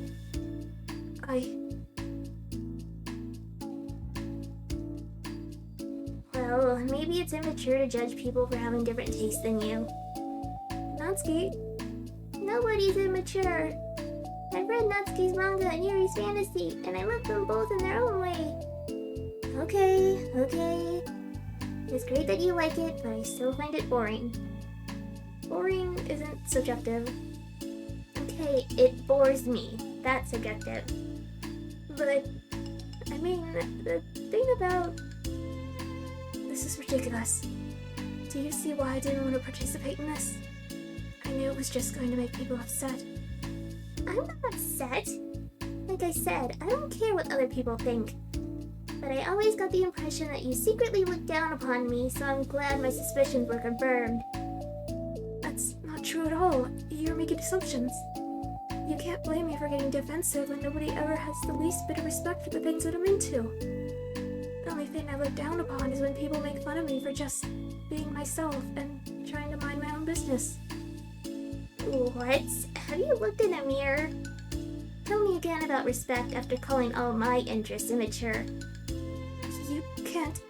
Please stop. Please. You don't mean the things you're saying right now. Let's just be friends. I didn't mean for this to happen. Well, it did. So please don't invite yourself to try and solve other people's problems next time, okay? Yuri's piercing words send the club room into a choked silence as she gathers her things. She leaves. Holy crap. I never heard her sound like that before. She must be so pissed. Well, you weren't very nice either, so... I was just saying. How did this happen? It's my fault. Yuri wasn't wrong. I shouldn't have tried to moderate a conflict when I know how bad I am at dealing with conflicts. It was a really stupid thing for me to do. It's nobody's fault, and it wasn't stupid. Everyone in the club is a nice person. Nobody would have expected this. But I guess they're sensitive about the things you really love. Honestly, she kind of brought it upon herself. Like I said, I don't care if you're not into manga, but if you actually look down on other people for it... That's kind of the point I was trying to make in the first place. It's not about sugarcoating things, it's about just recognizing and understanding our differences. Okay, but here's the thing about that.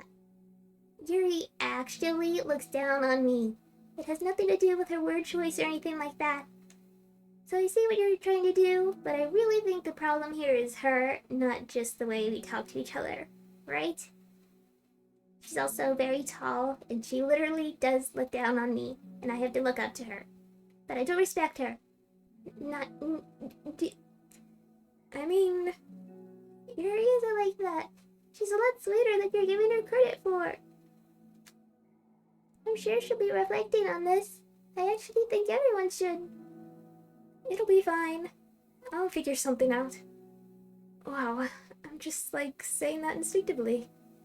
I'm just setting myself up to cause more problems. This wasn't your fault, Monica. You don't have to beat yourself up over it. If you ask me, it's good that the truth finally came out. Because I can just move on now. But, it's fine. I promise. Let's just get our mind off this, okay? In fact, it's a good opportunity to read some manga without having to worry about feeding Yuri's superiority complex. Don't be mean. I'll talk or read manga or whatever you want, but don't be mean to my friends, okay? Sorry. I'm just bitter. Everything will be okay. I mean, I don't have the answers, but I at least know that we're all good people and don't want to hurt each other. This will be a learning experience. Monica says that, but her uneasiness is given away by how much she has to force the reassuring tone in her voice. This was bound to happen eventually. Natsuki and Yuri have always engaged with each other the least out of anyone, and this is the reason. As Sayuri and Natsuki proceed to distract themselves with manga, Monica sighs to herself, unable to shake her worried thoughts.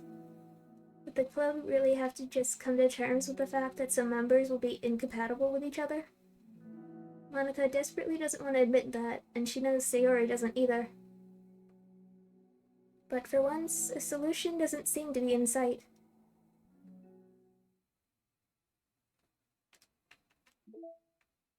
Binary data...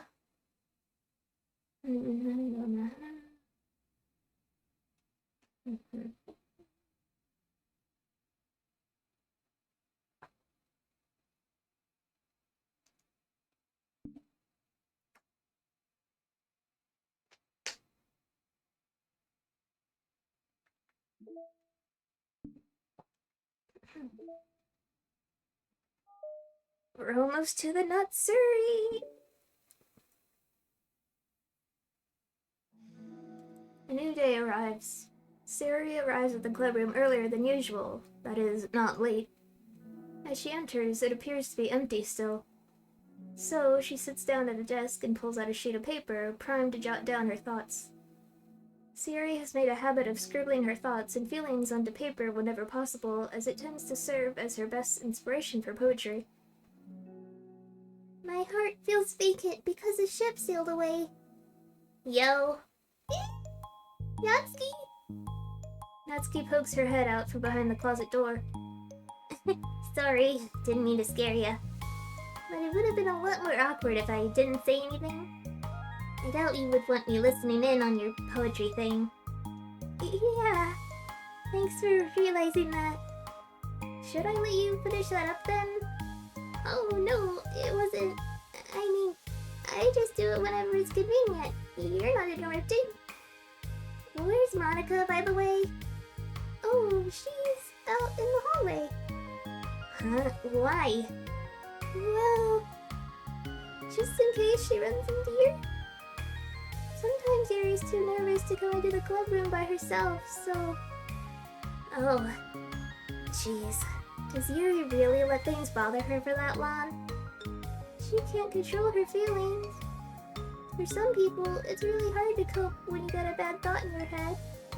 Maybe you can distract yourself for a little while, but as soon as it's just you and your thoughts again, it comes back. Huh? I just want us to have a normal club meeting. It's a lot easier to pretend like it never happened if we all just ignore it and move on. I don't want to be bothered by this. It's so stupid. Her opinion of me doesn't matter anyway. Besides, it makes me feel really guilty, and I hate that too. It's okay to have feelings. It doesn't make you weak. Let's figure this out together. Fine. Only because you're good at this stuff. Let's try to come up with a happy scene. Maybe that'll help us understand where your bad feelings are coming from. Well, I was happy the way things were before we had to have that conversation yesterday. What part of the conversation made you upset? Was it Yuri being mean about the manga? Maybe. I doubt it though. Because my friends and other people make fun of manga all the time, but I just brush it off and ignore them. But something about it really got to me this time, and I hate that I'm letting it happen. Is it because it came from Yuri? No, why would that matter? I mean, well, maybe. I hate that she thinks she's so much better than me, just because she likes to pretend to be all sophisticated. Yeah, that's what it is. At least other people decide that they don't like me, or manga, or whatever. But Yuri acts like she's too good to even give it a chance. I'm sorry. Everyone deserves a chance. Yeah, exactly! Would you give Yuri's books a chance? After this? Obviously not. What about before this? Well, I would until I got bored, which wouldn't take very long. But if you actually keep an open mind, then it's not hard to realize that a story can be deep and meaningful without being needlessly complicated. I see. But you know, I like Yuri's books. Yeah, but you like manga more, right? Sayori shakes her head. I like them both. I like them in different ways, but I like them both. I mean, the manga, it's really honest and fun and easy to just let go with. And the fantasy has a lot to interpret and uncover, and it's really rewarding to have some good quiet time together with it. But the most important thing is that both the manga and the fantasy are true to themselves. So, I love them both. And I think there's room for both of them to be in the same club together. And I just feel like maybe they have more in common than you would think. How do you get along with everyone so well? I always get into fights with people. Like first it was with Monica, when I was new to the club, and then it was you, and now it's Yuri. I'm always like, oh, that person is being such a jerk, and if they just realize that, then we could at least get along. But nobody else has this problem. I just keep running away from the reality that everybody's just a jerk to me because nobody likes me. And I don't know why, and I don't know what to do about it. I don't know what's wrong with me. I hate it. Natsuki. Sayori puts a comforting hand on Natsuki's shoulder. You're a wonderful person. You deserve to be loved as much as everyone else. Everyone has different ways they like to communicate, you know? And sometimes it makes it harder for us to understand each other. I think that sometimes we get lucky and we make friends who are really good at the same kinds of communication, and it feels like you magically connect with them. But other times, even if both people are really nice, it's easy for them to misunderstand each other or to get the communication wrong. It's something that Yuri struggles a lot with too. It can be really hard. It takes a lot of, reflection and self-awareness and vulnerability. I'm bad at that one. Vulnerability. I always have to be the strongest. What do you mean? Tell me about that part of you. Well, It sounds stupid, but I'm really used to people being mean to me. Like my friends and I guess my dad. Like when I don't get good grades or even stupid things like my room isn't clean. So what am I gonna do? Cry about it? If I let myself get upset, then it's just letting them win. I'm better than that. I'm better than all of them. So things always have to be everyone else's fault. It feels like something goes wrong. Like if something goes wrong and there's even a tiny hint that it might be my fault, then I just get really angry and I find ways to blame everything else instead. Do you see yourself as better than Yuri? If I said that, then I would just sound really full of myself. No, our thoughts and our feelings are two different things. Even if we don't like our feelings, we have to understand them if we want to learn more about themselves. That's a part of vulnerability, you know? Accepting that we have feelings that we don't like.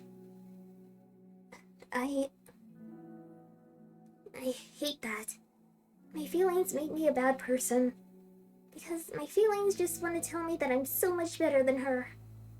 That she's a judgmental know-it-all who's stuck in her edgy phase and that I'm just way above that garbage. But I'm terrible for feeling that way. You're not terrible. You are not your feelings. But you are not your feelings. Say that to yourself out loud. Fine. I'm not my feelings. The way that I like to picture it is that those feelings are like your roommate. They live in the same house and you're gonna see each other every day. And even if you can ignore each other most of the time, you're gonna run into each other every now and then and it's gonna make you feel like poop. So the other option is to get to know each other. You can communicate and learn from each other and maybe even help each other for change for the better. Does that help you understand? How do you know so much about this stuff? I just have a roommate that can be really hard to get along with. And they're called depression. Called depression. Depression? But you're like the happiest person I know. I'm not my feelings.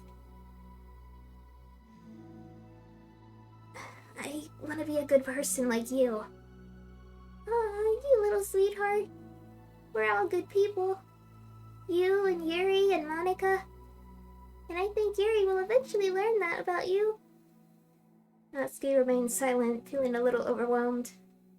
Despite Sayori's kind reassurance, a complicated mixture of pain and sadness seems to fill her, as though flowing from a wound inside her.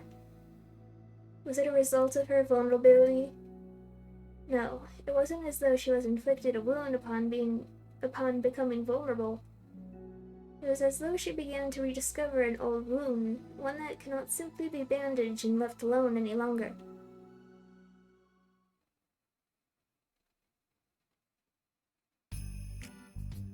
Yuri, what are you doing all the way over here? I was looking for you. Please don't yell at me. I'm not going to yell at you. I just wanted to say that I'm sorry about what happened yesterday. It was unfair of me to put everyone on the spot like that. Next time, I won't just try to jump in and solve everyone's problems. I guess it's a bad habit of mine.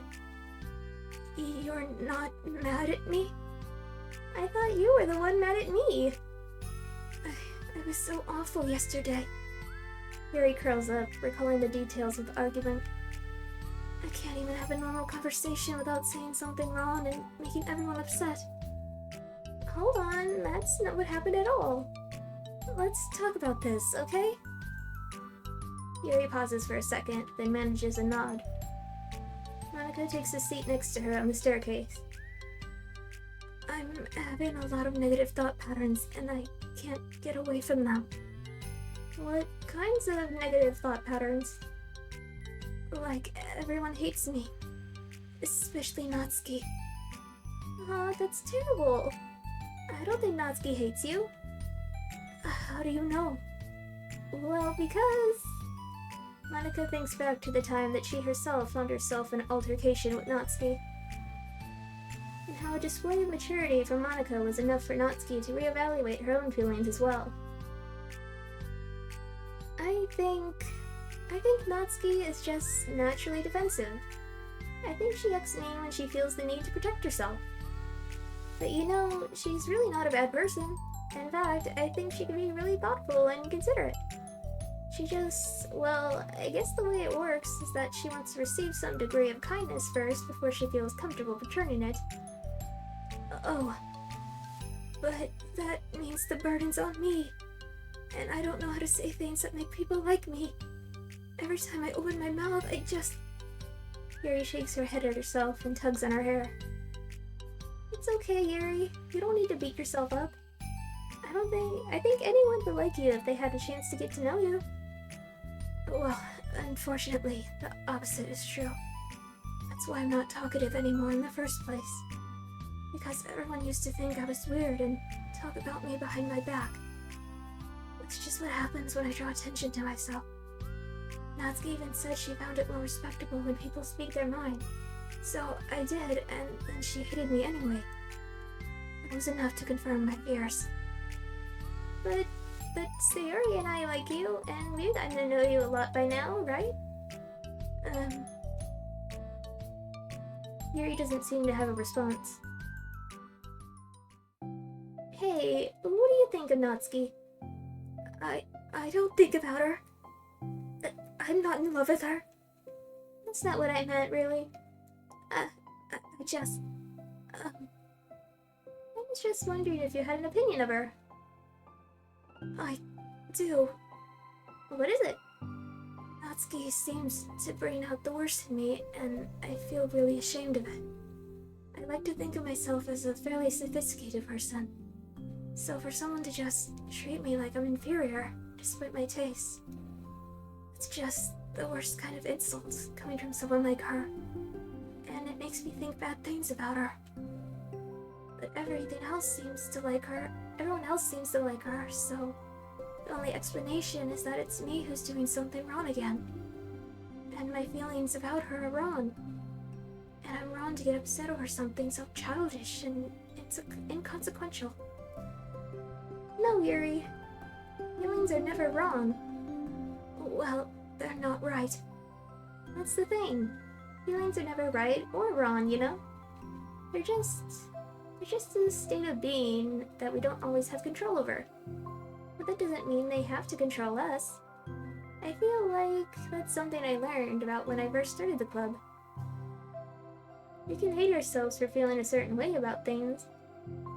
Or we can, you know, just acknowledge that they exist and try to understand them better. I could never be mad at you for just feeling a certain way. It's about how you handle them. And I think working through feelings is a great opportunity for teamwork. Yuri wears a dejected expression. You make it sound so easy.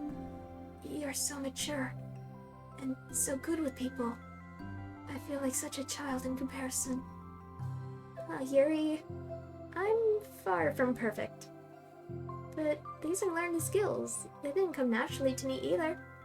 It's really hard to, reflect on yourself and separate your feelings from your thoughts. I just want to be a good person. Well, I think it takes a good person to get this far. That's not good enough. I want to be able to communicate it to her. Communicate what? How I feel. How it makes me feel frustrated and upset when she's so negative and dismissive of the things that mean so much to me. And how it reminds me of me. Because I know what it's like to feel misunderstood and angry at everyone. I know that telling yourself you're better than everyone else is just a defense mechanism. We're just people. We're fragile and unstable. But I'm just tired of that getting in the way. I can't stand it when the peace is disturbed like this. Yeah, you can't focus on your reading when the peace is disturbed, right? Because the literature club should be healthy for everyone. Monica looks at Yuri in adoration. feel like Sayori must be rubbing off on me, because I really want to hug you now. Sorry, I didn't mean to make you uncomfortable. No, I mean, well, if you wanted to, then I wouldn't really mind, so... Monika pulls Yuri into a short embrace. You're so gentle, and I love when you communicate your feelings. I feel lucky to get to see that side of you. And I'm sure Natsuki will too. I'm going to write her a letter. Oh, a letter? What a great idea! Just because I'm not good at talking, especially under pressure. I always let my feelings get the best of me, and I forget to say all the important things. And I say things I don't mean. Well, I think a letter would be wonderful. Such a nice way to communicate. Yuri's face hardens with determination. People don't naturally gravitate towards me like they do for you and Sayori. My personality just isn't suited for that. And I wouldn't want it to be. But something I've learned is that friendships don't always just magically appear out of thin air. For instance, I never would have seen myself making friends with someone like Sayori. We're opposite in a lot of ways. But I'm friends with her because she put so much effort into understanding me so that we can get along. I think it was the same with you. You both gave me a lot of time and patience. And I wonder if she feels the same way. Natsuki? Yuri nods. I always thought that if I wanted to make more friends, I had to be somebody that I'm not. That there's a type of person or a magic formula I have to follow in order to make someone like me. And that's just like me to think that. Always so occupied with myself that I fail to understand other people. Yuri shakes her head. Friendship happens when you think about the other person. When you offer time and effort to understand them and respect them and trust that they also want to be a good person. That's what I have learned through my observations in the literature club. Observations? Monika is caught by surprise. Yuri has always kept to herself so much that it's so unusual to hear her suddenly talking about the club like this. But Yuri gently smiles to herself. You always let me listen to your thoughts about people. Sayori too. And it makes me happy because I learn a lot of things. That's so sweet. I had no idea it meant that much to you. Monika never thought much of it, but in the past weeks, Yuri always seemed to be especially attentive when it came to the problems and concerns of others. Always wanting to listen and learn more about her friends in the club.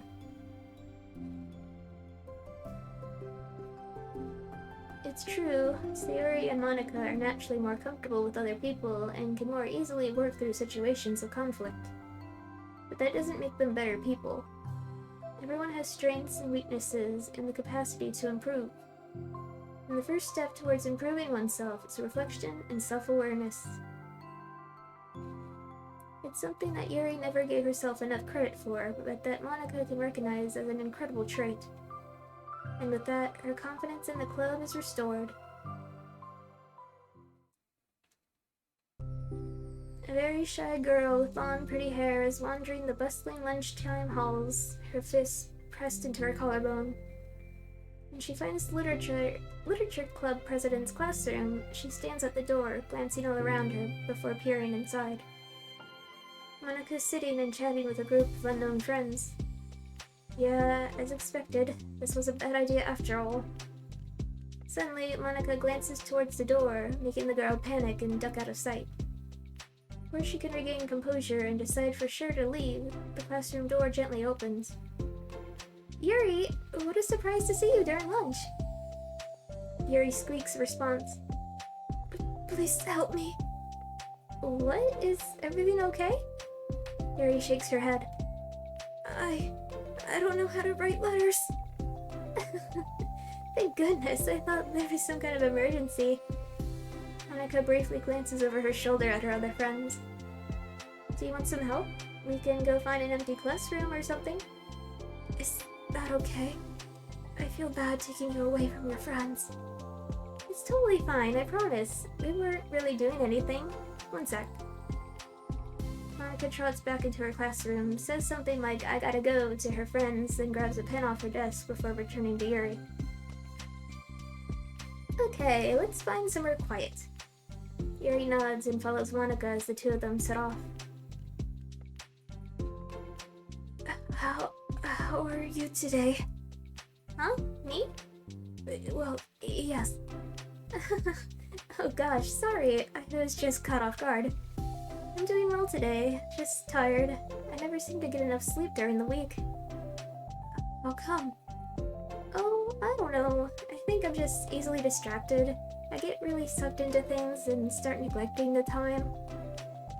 Me too. I do that too. Hey, this classroom's empty. Let's go in here.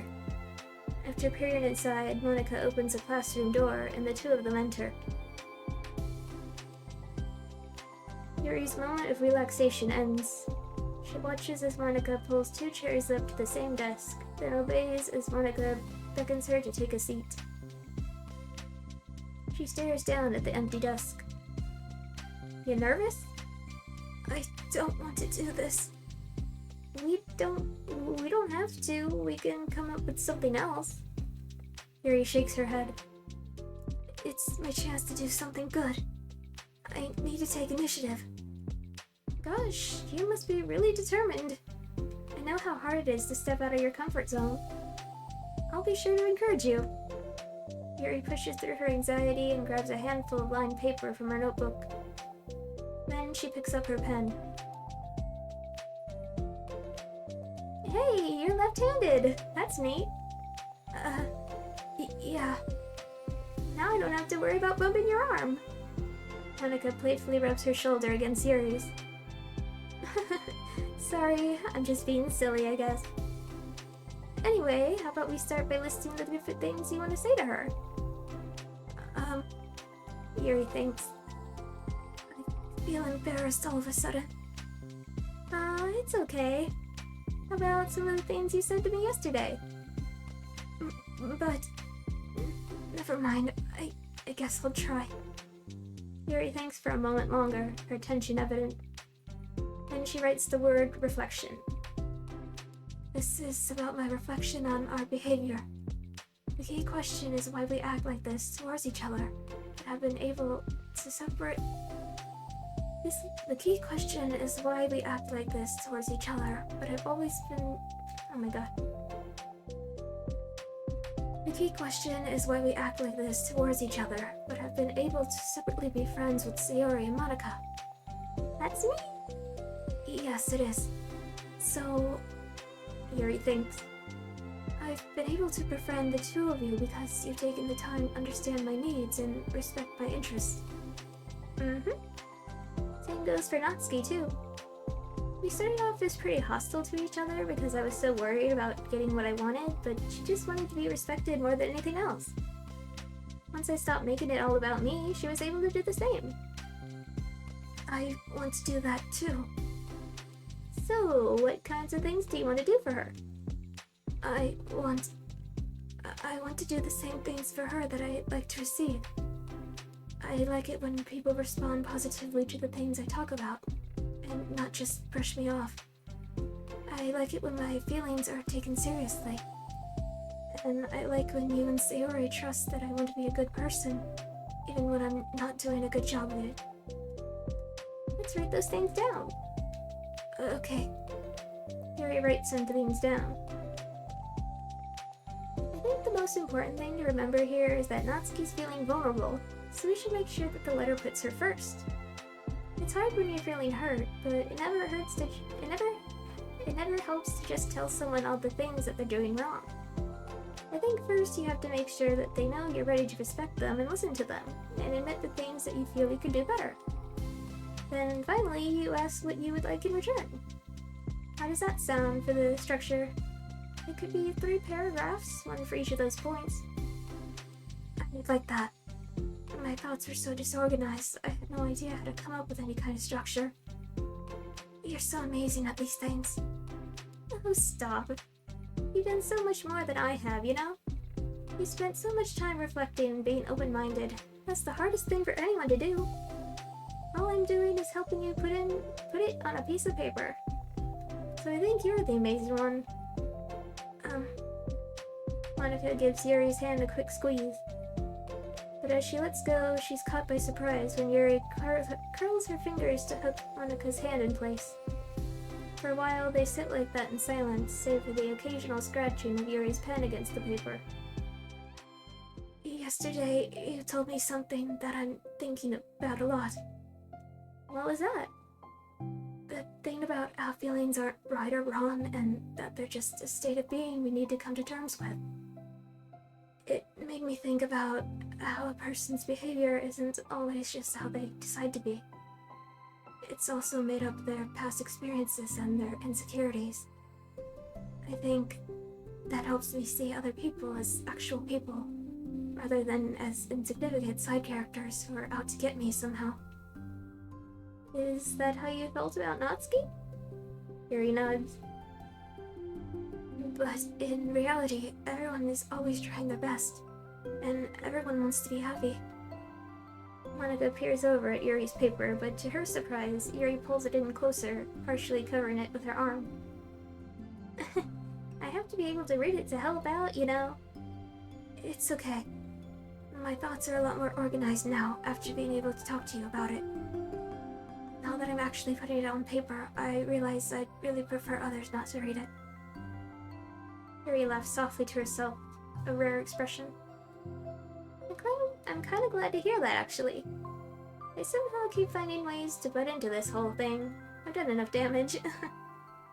But it's also been so wonderful talking about this. I mean, I always thought you were really smart, but... Yuri smiles.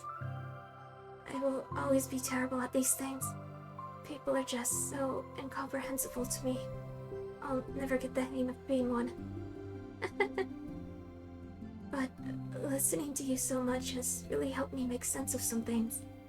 So just don't call it damage, please. Monica gives Yuri a gentle smile.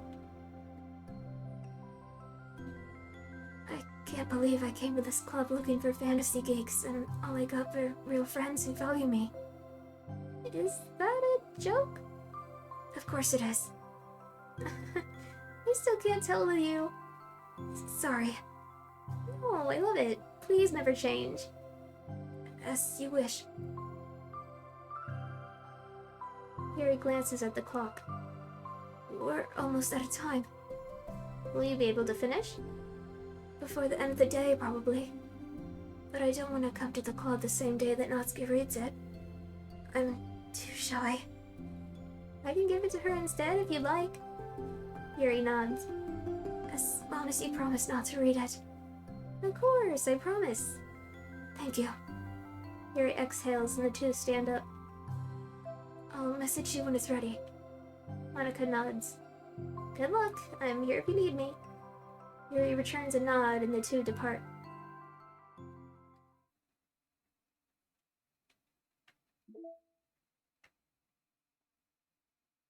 Yuri!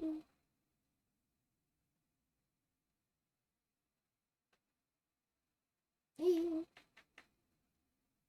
Stairs. A small, quiet stairwell which Yuri sometimes prefers as her reading location.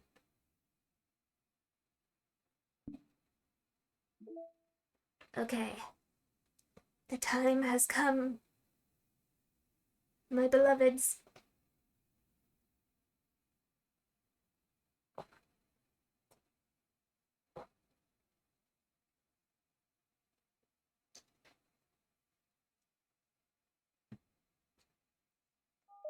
Woo!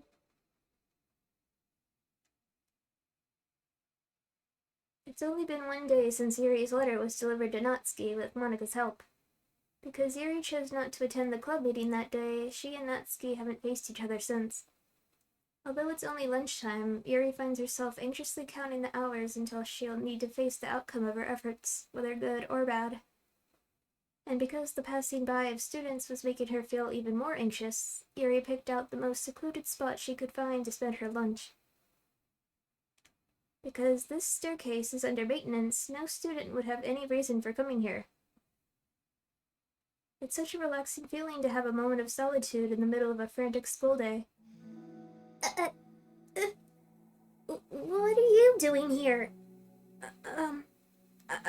I just... Yuri grips her book with enough force to wrinkle the pages beneath the pressure of her thumbs. Well, what are you doing here? I just came to get a drink from the vending machine. The other one is out of the drink I like. Yuri notices Natsuki fidgeting with a few coins between her fingers. She nods, avoiding eye contact. Natsuki, also looking away, shuffles over to the vending machine. It's so quiet that every one of her movements seems to reverberate through the entire stairwell. After far too long, she finally receives her beverage, which she then fidgets with in place of the coins. It's some kind of iced tea, but instead of leaving right away, Natsuki just stands in place. She glances all around her. It's like way too creepy being back here. It's like way too quiet back here. It's creepy. I mean, that's not what I meant, really. I mean, it's totally cool and it's your thing or whatever. Like, I can see how it suits you, so... Not because I think you're creepy or something. I didn't mean that either. You know, I'm just gonna stop talking. That seems like a good idea. It's okay. Everything is okay. Yuri finds herself attempting some words of comfort after hearing Natsuki stammer herself into dejection. Seemingly in response, Natsuki approaches the base of the staircase and hesitantly sits herself down near Yuri. Well, I can leave if you want. Yuri shakes her head. Natsuki twists the cap off of her drink and takes a sip. Despite receiving Yuri's general permission, Natsuki doesn't say anything more. Yuri continues to read, or at least pretends to. And the two just sit there for a long time. The tension seems to fade a little bit as time passes. Even without any words, this seems to mean at least something, though it's not clear what that may be. Lunch ends more quickly than expected. Natsuki is the first to stand up with her empty drink bottle. Are you coming today? To the club? Yuri nods. I'm sorry for being so awkward. I'm really bad at talking about this stuff. I just can't for some reason. I don't know why. But I want to, eventually. There's no rush. I promise. Thanks.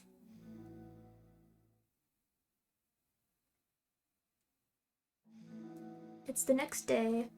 Natsuki appears from around the corner and steps up to the vending machine, glancing at Yuri as she does so. Today she seems to be holding some kind of book as well. Oh, you're here again. Well, I just came here to read this because there aren't any people around here. Oh, I thought you didn't like how quiet it was. Well, I don't, but there's no people here. I see. Natsuki sits down.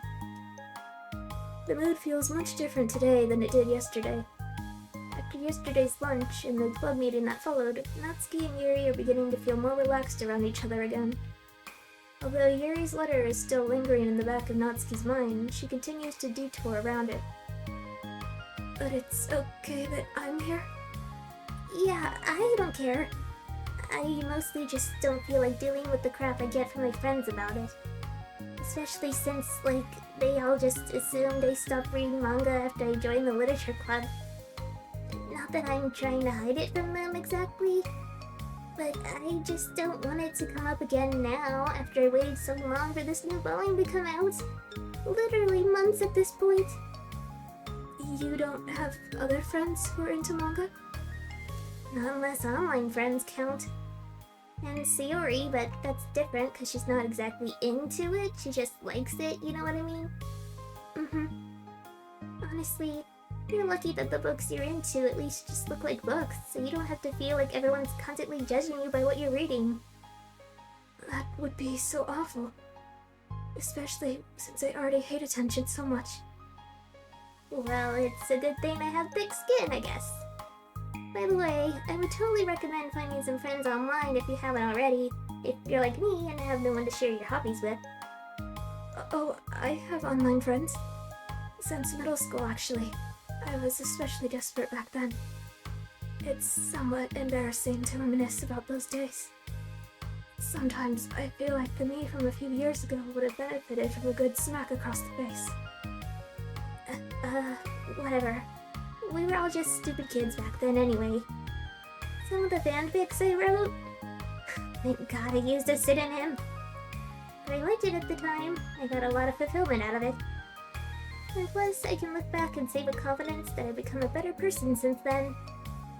So I don't think I would change anything. I wonder if a few years from now we'll think the same thing about our current selves. Probably. That doesn't make you uncomfortable? No, of course not. I don't care what other people think of me. Especially someone who doesn't even exist yet. Alright, here. Natsuki raises her hand to her face and forcefully slaps her round cheek. That's me from the future, coming to terms with me right now. Also, ow, I didn't mean to do it that hard. Yuri doesn't seem to react. But then, to Natsuki's surprise, Yuri shyly looks the other way before lifting her arm and doing the same thing to herself, loudly smacking her cheek. She turns red and stares into her lap, but is unable to hide a smile, as though it was a really funny joke. Oh, that's what I'm talking about. I didn't know you had it in you. I don't even know why I did that. Maybe I thought it would be funny. Sorry, I keep distracting you. You said you were looking forward to reading, but I keep going on about all this nonsense. I'll let you get to your reading. Oh, right. Yeah, I guess I'll do that then. The conversation ends quickly and Natsuki opens her book. The two read silently for the remainder of the lunch hour. But the whole time, Yuri feels distracted by a twist of regret over having so abruptly forced the end of their conversation.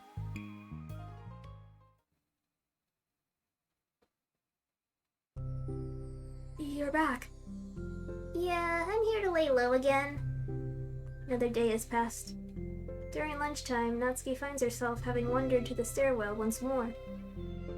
Hey, did you buy that? Natsuki quickly notices a bottle of iced tea on the staircase where she normally sits. Yuri nods, avoiding eye contact. What, like, for me? But you didn't know I was coming here today. What if I didn't show up? Well, I would have drank it myself, I guess. It was a stupid thing to do. No, it wasn't stupid. I just thought... Never mind. What I meant to say is thank you. And that it's a really nice gesture. It's okay if you don't feel that way. I do! It was all the things I didn't mean. I swear, please believe me. Yuri pauses, then nods. Talking is hard. I get it wrong a lot too. So I believe you. Natsuki exhales in relief. She then sits down next to Yuri and takes the drink. Knowing Yuri, she was probably overthinking it so much that Natsuki's tepid response filled her with self-doubt. I'll do something nice for you next time. Please don't feel obligated. I want to. I want to do nice things too. Okay. Thank you. You can thank me after I figure out how to do something nice. I'll do it then too. Natsuki sighs. Nothing. It just reminds me how I haven't been getting along with my friends lately. Is that why you've been coming here? Well, no, not exactly. I haven't been avoiding them on purpose or anything. They're just other things I'd rather be doing during lunch lately. I like being around them when we're all just having fun, but they also just can't take anything seriously. So what I'm I don't know, feeling serious, then their attitude just really gets on my nerves. It's only gotten worse ever since I joined the literature club. How come? I don't know. I feel like I used to be really good with just putting up with it, because it would be so stupid to cause drama over a joke I didn't like or something. But I just have a hard time doing that lately. But it's my fault for being overly sensitive. If I have a problem, I'm not gonna demand for everyone around me to change. But Yeah, I know. Monica and Sayori really don't agree with that kind of thing. But they're not in my position, so it's easy for them to say that you should just communicate your feelings or whatever. It's not like my friend group does that kind of thing. I would just be making an embarrassment of myself. Sorry, none of this has anything to do with you. I don't know why I'm talking about it. it's okay. I like listening. What? Listening to other people's problems? Yes. That's weird. Sorry. I just like learning about people. Do you think it's weird? No, that's not weird. I probably just misunderstood, so... I don't know. Does that mean I should keep going? If you'd like. Okay. Well, I don't know what to talk about now. What are some things that you like about your friends? A lot of things. I mean, they're really fun to hang out with, like after school and on the weekends. And they really like my baking. And it's fun to complain about school together. They make me laugh a lot, and we have a lot of good memories and inside jokes. Oh, I'm bad at a lot of those things. So? Aren't those all things that are important to you? Well, kind of, but they're not things I need to get out of everybody. Everyone in the club is really different from that, but I'm still friends with them too. Well, Sayori really likes your baking. And she makes you laugh. And she complains a lot. That doesn't mean she's anything like my other friends. Well, unlike them, she's a nice person and cares about your feelings. Excuse me? How about you don't talk that way about my friends that you don't know anything about? Natsuki stands up. No, wait. I'm sorry, I didn't mean it. I didn't want to say something bad. Please don't leave. Natsuki sighs and shakes her head. It's fine. As long as you understand that you can't just judge people like that. I'm sorry. Natsuki sits back down. You can't just compare friends like that and, measure who's better than who. Everyone's different. I'm sorry. I just don't like people who want to hurt you. A moment of silence stretches between them. They don't want to hurt me. We just like to tease each other about stupid things. It's fun. I don't like that. Well, that's why I'm friends with them and you're not. You like it? Just don't worry so much about me. It's not worth it. I'm sorry. I wish I knew how to help with social conflicts. Like how Monica can. She's good at these things. Not really. Also, I don't always want help. Sometimes it's just stuff I have to deal with myself.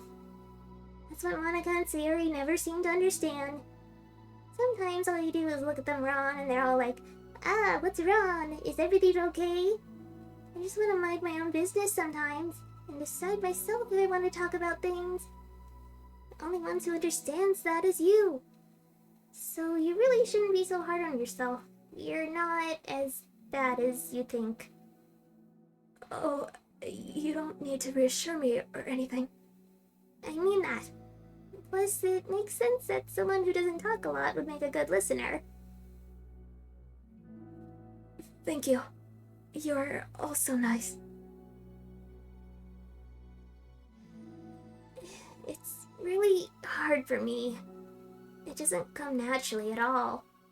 It's so weird because I always thought of myself as someone who can just say whatever's on my mind. But I feel like that only works when I'm annoyed or upset or I want to say something mean. Why am I like that? You don't have to answer that. I'm just talking to myself. Yuri nods and remains silent. Natsuki notices her fidgeting with the pages of her book.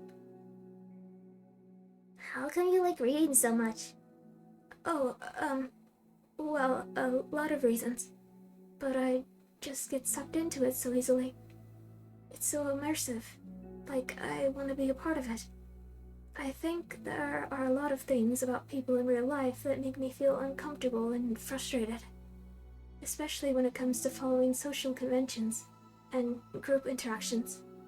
I just don't really understand it, and I have no real desire to participate. But it's different with books. It feels like I always want to be around the characters. I feel such a strong emotional connection with them in ways that I've never felt through people. So, in that way, it can sometimes feel more real than real life. Really? It's that hard for you to be around people? Like, all the time? Fairly often. Especially in group settings. When people are making all kinds of conversation and saying jokes and all of that, I don't know what to do and I just disengage. Oh, that doesn't get lonely? I don't think so. I can still enjoy spending time with people one-on-one, and I have online friends too, of course. Do you ever wish that you could be friends with the characters in your books? All the time. Sometimes so badly that it makes my heart ache. Yeah, me too. Really? Mm-hmm. A lot. Like, more than anything. After Natsuki mutters that, silence fills the stairwell once more. But it's a mutual silence. One full of understanding. More!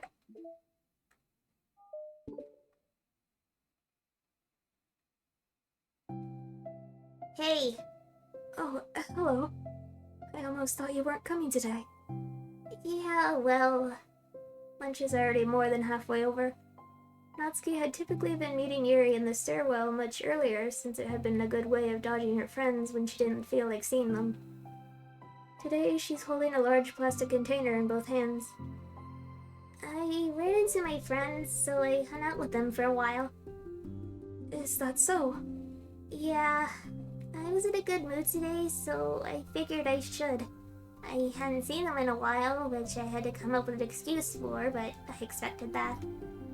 Plus, I have way more of these than I know what to do with, so I figured I would share them with you too. I would share with them too. As she sits down, Natsuki opens the lid of her container. You made cupcakes. You know it. It's been a while at this point, so I figured it was about time again. You could take one if you want. Yuri takes a cupcake and carefully twirls it between her fingers. It's brown with dark green frosting, immaculately shaped into a floral pattern and topped with some kind of glittery powder. How pretty. I just ate, so I may not be able to finish it. Are they for the club? Yeah, I guess so. I didn't really think about it, I just made them. I just thought that because green is Monika's favorite color, right? Well, yeah, but that's not really... Yuri takes a small bite. This is green tea flavored. I love green tea. Oh, do you? It was just a random idea I wanted to try, so... Don't laugh at me. I'm not. I just felt happy. Oh, sorry. Usually when... Never mind. What I mean is that I'm glad. Sorry for saying dumb things again. I just wanted to do something nice. And this is something I happen to be good at. And I do know that you like them from past experiences. Yuri turns red, recalling the time she treated herself rather generously to Natsuki's cupcakes. Ironically, her mouth is too full of cupcake for her to stammer an excuse, so she just settles for a disapproving look. How did you get into baking? Oh, well, I don't know. It kinda just always appealed to me. Well, a few years ago, I read this one manga with a lot of baking, so I got, like, super into it for a while. I was probably making stuff almost every day. But it's something that I always knew I liked anyway. It's like... baking is like art. But when you get good at it, it gets more delicious, too. I'm struggling to imagine myself putting my heart into something so artistic, knowing that it would just be eaten afterwards. Yeah, maybe you're too practical for it. I think I prefer to be on the receiving end. That's my other favorite part about it. It's something I can do that makes a lot of people happy, like, unconditionally. Everyone is always so thankful, and in that moment you get to be, like, the bringer of joy. I don't know, it just makes me feel... Valued? Yeah, I guess that. So you were able to make up with your friends today? There wasn't really anything to make up with them about. We weren't fighting or anything. You weren't? Maybe I misunderstood. It only turns into a fight if I lose my cool. And that's just unnecessary drama. It only makes things worse. So they're not going to stop? I mean, it only happens sometimes anyway. It's just the way they are. I'm the only one who ever has a problem with it. It's not worth it.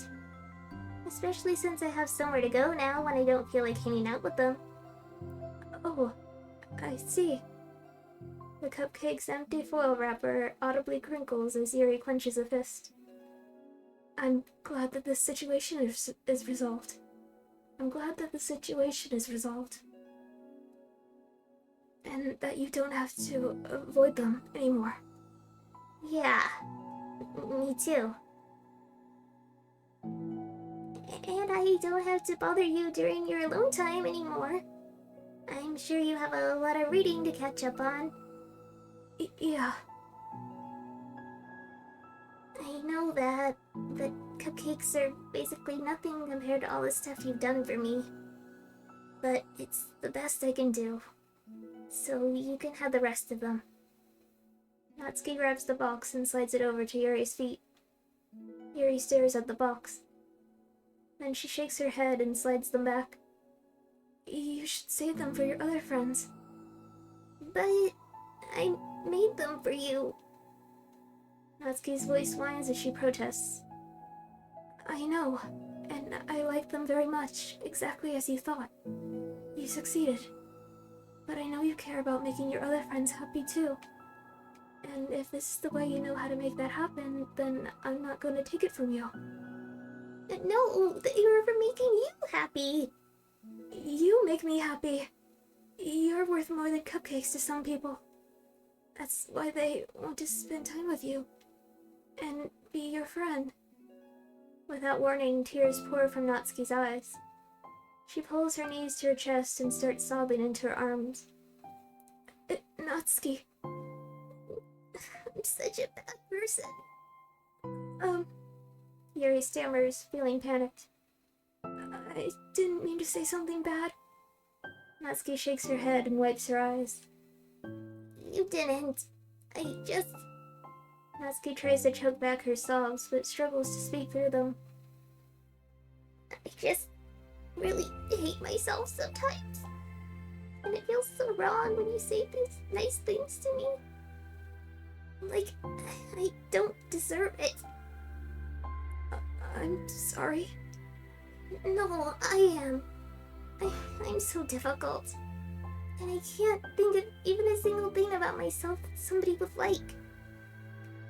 And I hated myself for bothering you during lunch. I just thought it was my chance to be a good person. Like, to be nice and did the things you wrote about in the letter. I knew if I tried in the club, Sayori and Monica would be super annoying and make a huge deal out of it. You know, I think a lot of those negative things too about myself. I never felt like a good person. I always scrutinize everything I say, and later I feel like I said all the wrong things.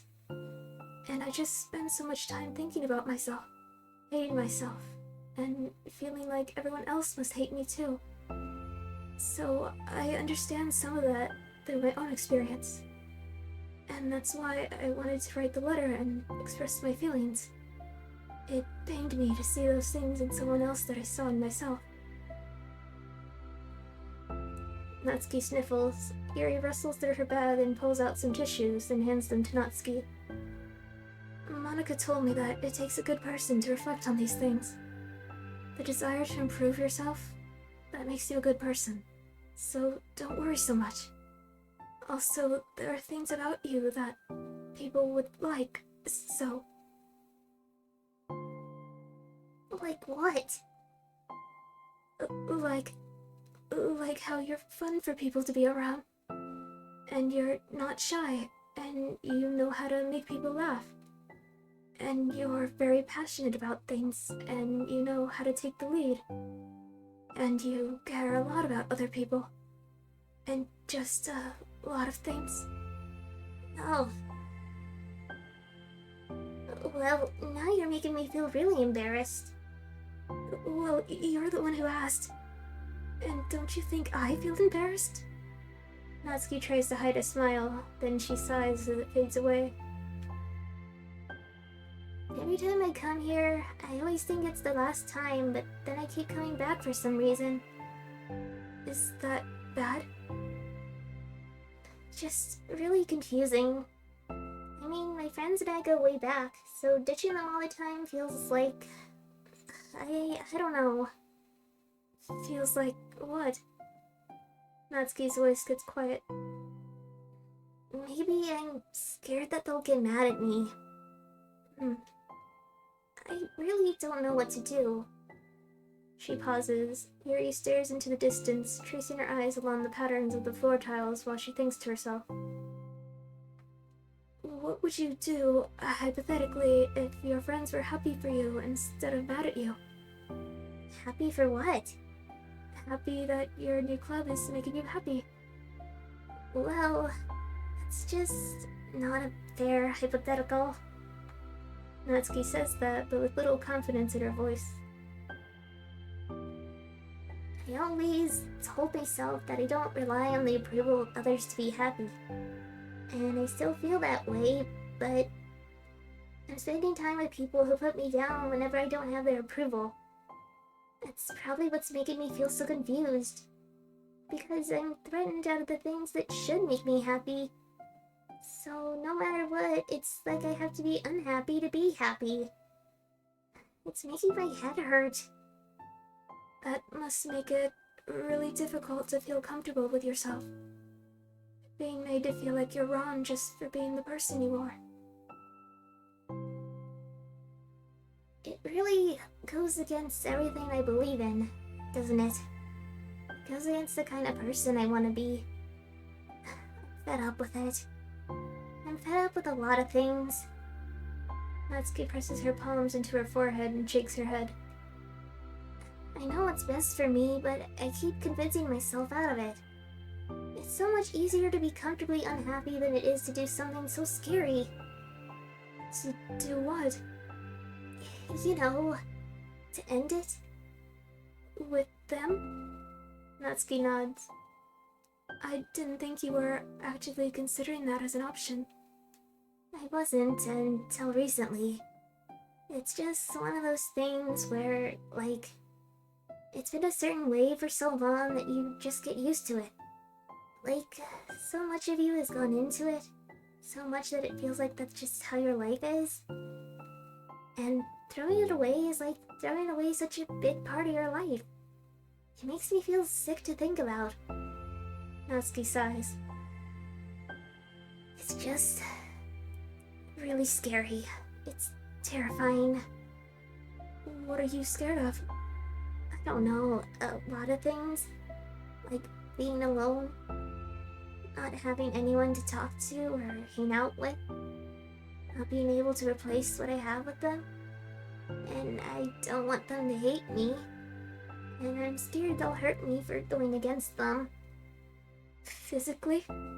Not physically, but... Yuri clenches her fists. Natsuki, What? if anyone ever thinks to cause you harm, I will unleash hell upon them. Natsuki snorts in laughter. Don't laugh at me. Sorry, I was just... I like that. That's all. Well, I meant it. I know you did. Natsuki gives Yuri an endearing look. I needed it. As the conversation lapses, Natsuki again slides her box of cupcakes over to Yuri. Just take them, okay? I don't want other people to have them anymore. Are you sure? Natsuki nods. I'm sure. I will then. I'll enjoy them. Natsuki looks away, but a feeling of warmth spreads through her. She holds on to that feeling, knowing it will give her courage.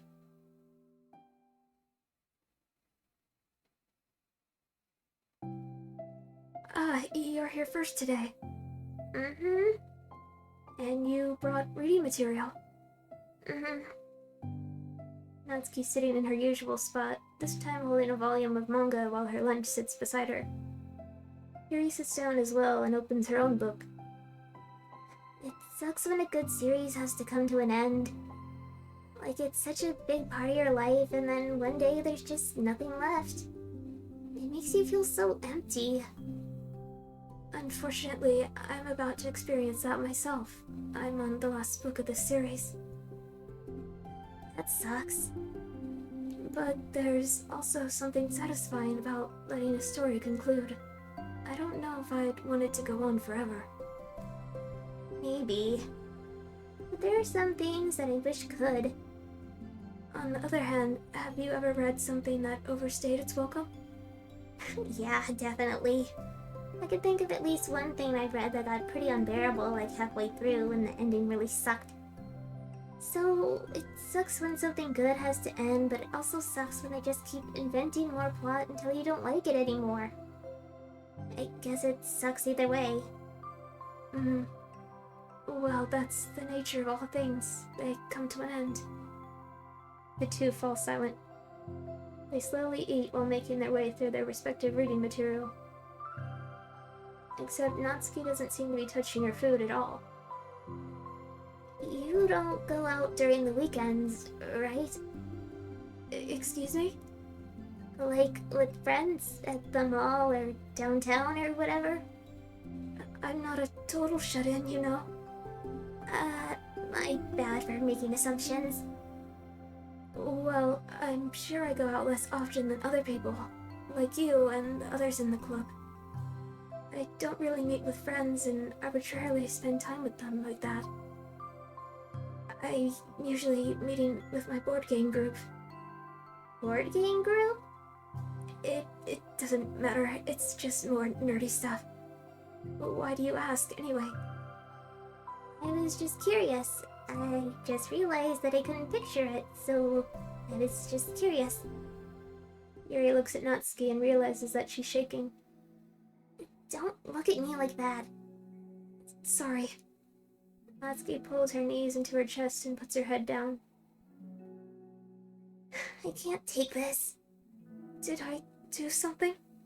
Yuri gets flustered, her mind racing over what she may have said or done. I did. I ended it. I texted them earlier, telling them. And then I just blocked them because I'm so afraid of their responses. And now it feels like I'm dying inside. Oh, that's...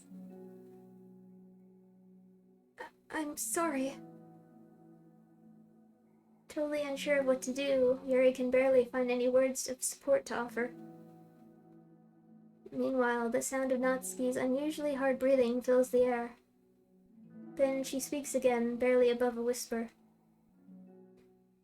Help me. I feel sick, and I want to hit my head against things. Please help. I can't take this. You may be having a panic attack. With that realization, Yuri's demeanor suddenly changes. I have experience with this, so I'll help you through it, okay? Natsuki meekly nods through her rapid breath, head still buried in her knees. Yuri slides herself over to Natsuki and sits on the step behind her. Then she puts her hands on Natsuki's shoulders. Can you feel my hands? Natsuki nods. Her shaking becomes much more apparent through Yuri's sense of touch. Yuri keeps her voice low and gentle. You're safe right now. You're in a good and safe space, where nothing can hurt you. Natsuki nods once more. Although Yuri is only touching Natsuki's shoulders, she can practically feel her racing pulse to the base of her neck. We'll do a breathing exercise together. All you have to do is listen to my breaths and breathe along with me. Let's breathe in now. Yuri takes a deep, slow breath. Beneath her hands, she feels Natsuki's shoulders rise as Natsuki takes a breath of her own, trying to mimic Yuri. They exhale together, although Natsuki's breath shakes on the way out. That's good. Let's keep going. Yuri breathes in once more and Natsuki joins her. They continue like that for a few more cycles while Yuri closely monitors. Eventually, Yuri feels Natsuki rest more of her weight into Yuri's palms. Let's focus on the physical world. All you have to do is focus on the feeling of your breaths going in and out, and the weight of my hands on your shoulders. You're in a safe and comfortable physical space.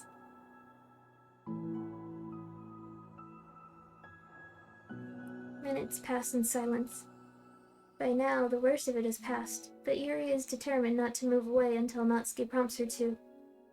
Meanwhile, Natsuki has lifted her head off her knees and her breathing has mostly steadied. Then she takes a final deep breath and slowly pulls herself to her feet, causing Yuri to let go. She stretches her arms. I'm sorry. I didn't mean to freak out. I don't know what my deal is. You don't have to apologize. This must be enormously stressful for you. Is that gonna keep happening? It may, or it may not. We can take measures to help prevent it in the future, but I think it'll naturally get better over time. Natsuki motions to sit back down again, so Yuri moves over. Yuri turns away to pick up her open book from the dusty floor, which she had hastily set down earlier. She brushes the dust off the cover. I don't think I could have gone through that alone.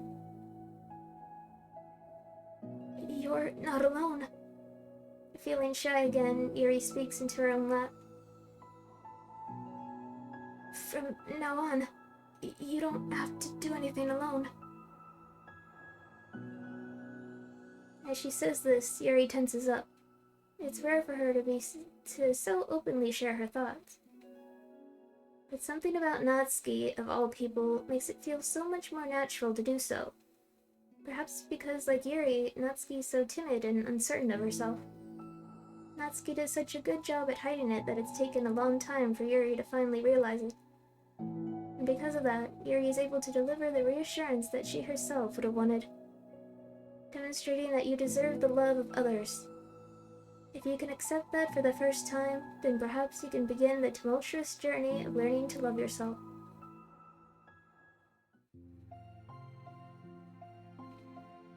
Do you really mean that? You're probably gonna regret saying that if you do. How so? Because I'm probably gonna have a lot of free time during the weekends from now on.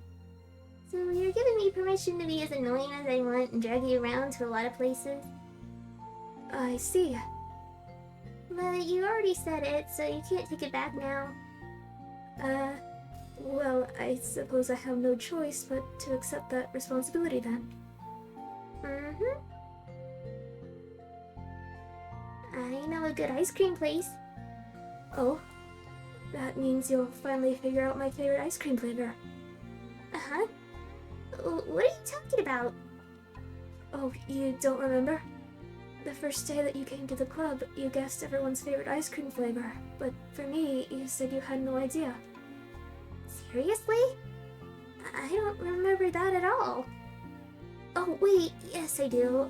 I said it was probably green tea. Yuri shakes her head. It's a good guess, but my favorite is usually to get chocolate and raspberry together. Chocolate and raspberry? How fancy. What is that fancy? I don't know. I feel like I should have guessed something like that. Well, maybe next time I'll try chocolate and strawberry. Hey, strawberry's my favorite. What a coincidence. I think it helps to have something to look forward to. I still have the sick feeling in my stomach, but it's easier now to convince myself that I did the right thing. Is there anything better I could be doing? Not that I know of. There's nothing that'll make this easy for me. And you already did more than I thought anyone could. Come to think of it, we never talked about the letter you wrote. But I feel like we're way past that at this point. I don't even know what to talk about. Except that I think it helped me understand my needs a little bit better. The way I like to be treated. And the kinds of friends that I want to have. That's why I wanted to start coming here in the first place. Even though I was so scared of causing more problems. I thought it was a coincidence that you ran into me here initially. Oh, well, not exactly. What do you mean? Nothing. I may have tracked you down first. The help of Sayori. But you said... I was shy, okay? I wasn't ready to, whatever, you know what I'm saying. Well, I guess I'm glad that you worked up the courage. Even if it was in your own way. I can tell that you've been making a lot of difficult decisions. It's brave, and it'll make things better in the long run. I think anyone would be proud of you for it. Anyone? You mean like you? Yes, like me. You know, I could get used to this. As long as you don't tease me too much. Fine. Just a little then. That's fine. I know how uncertain everything feels to you right now, but I really do think that good things are in store. Those are my honest feelings. Thanks. Feels nice to be reassured. The two girls continue their conversation through the remainder of lunch. But a new feeling hangs in the air, a feeling of greater certainty in their path forward. In just a few hours, there will be another literature club meeting where the 4 club members will happily spend time together. Each of them, all with their own special qualities, have something unique that they can deliver to one another. Through friendship and literature, the club members will continue to grow and find new happiness together. The end of each chapter is the start of the next. Yuri thinks to herself. Since she's about to finish her long-running series, it would be best to have a new book lined up. Perhaps this weekend would be a good time to visit the bookstore. Together.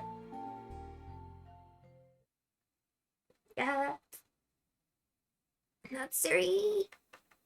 Give me this picture. Move. Give me. Give it. Yes. Yeah. What's this? Can I draw the side story?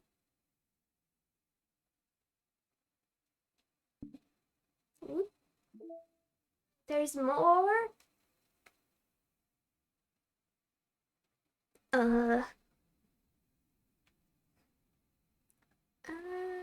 I guess... I'll end it here, I guess, since I covered, a lot. So I'll do this next time and then focus on getting the stuff I'm missing. I might do that off stream though, just because of how tedious it may be, especially with the secret poem stuff.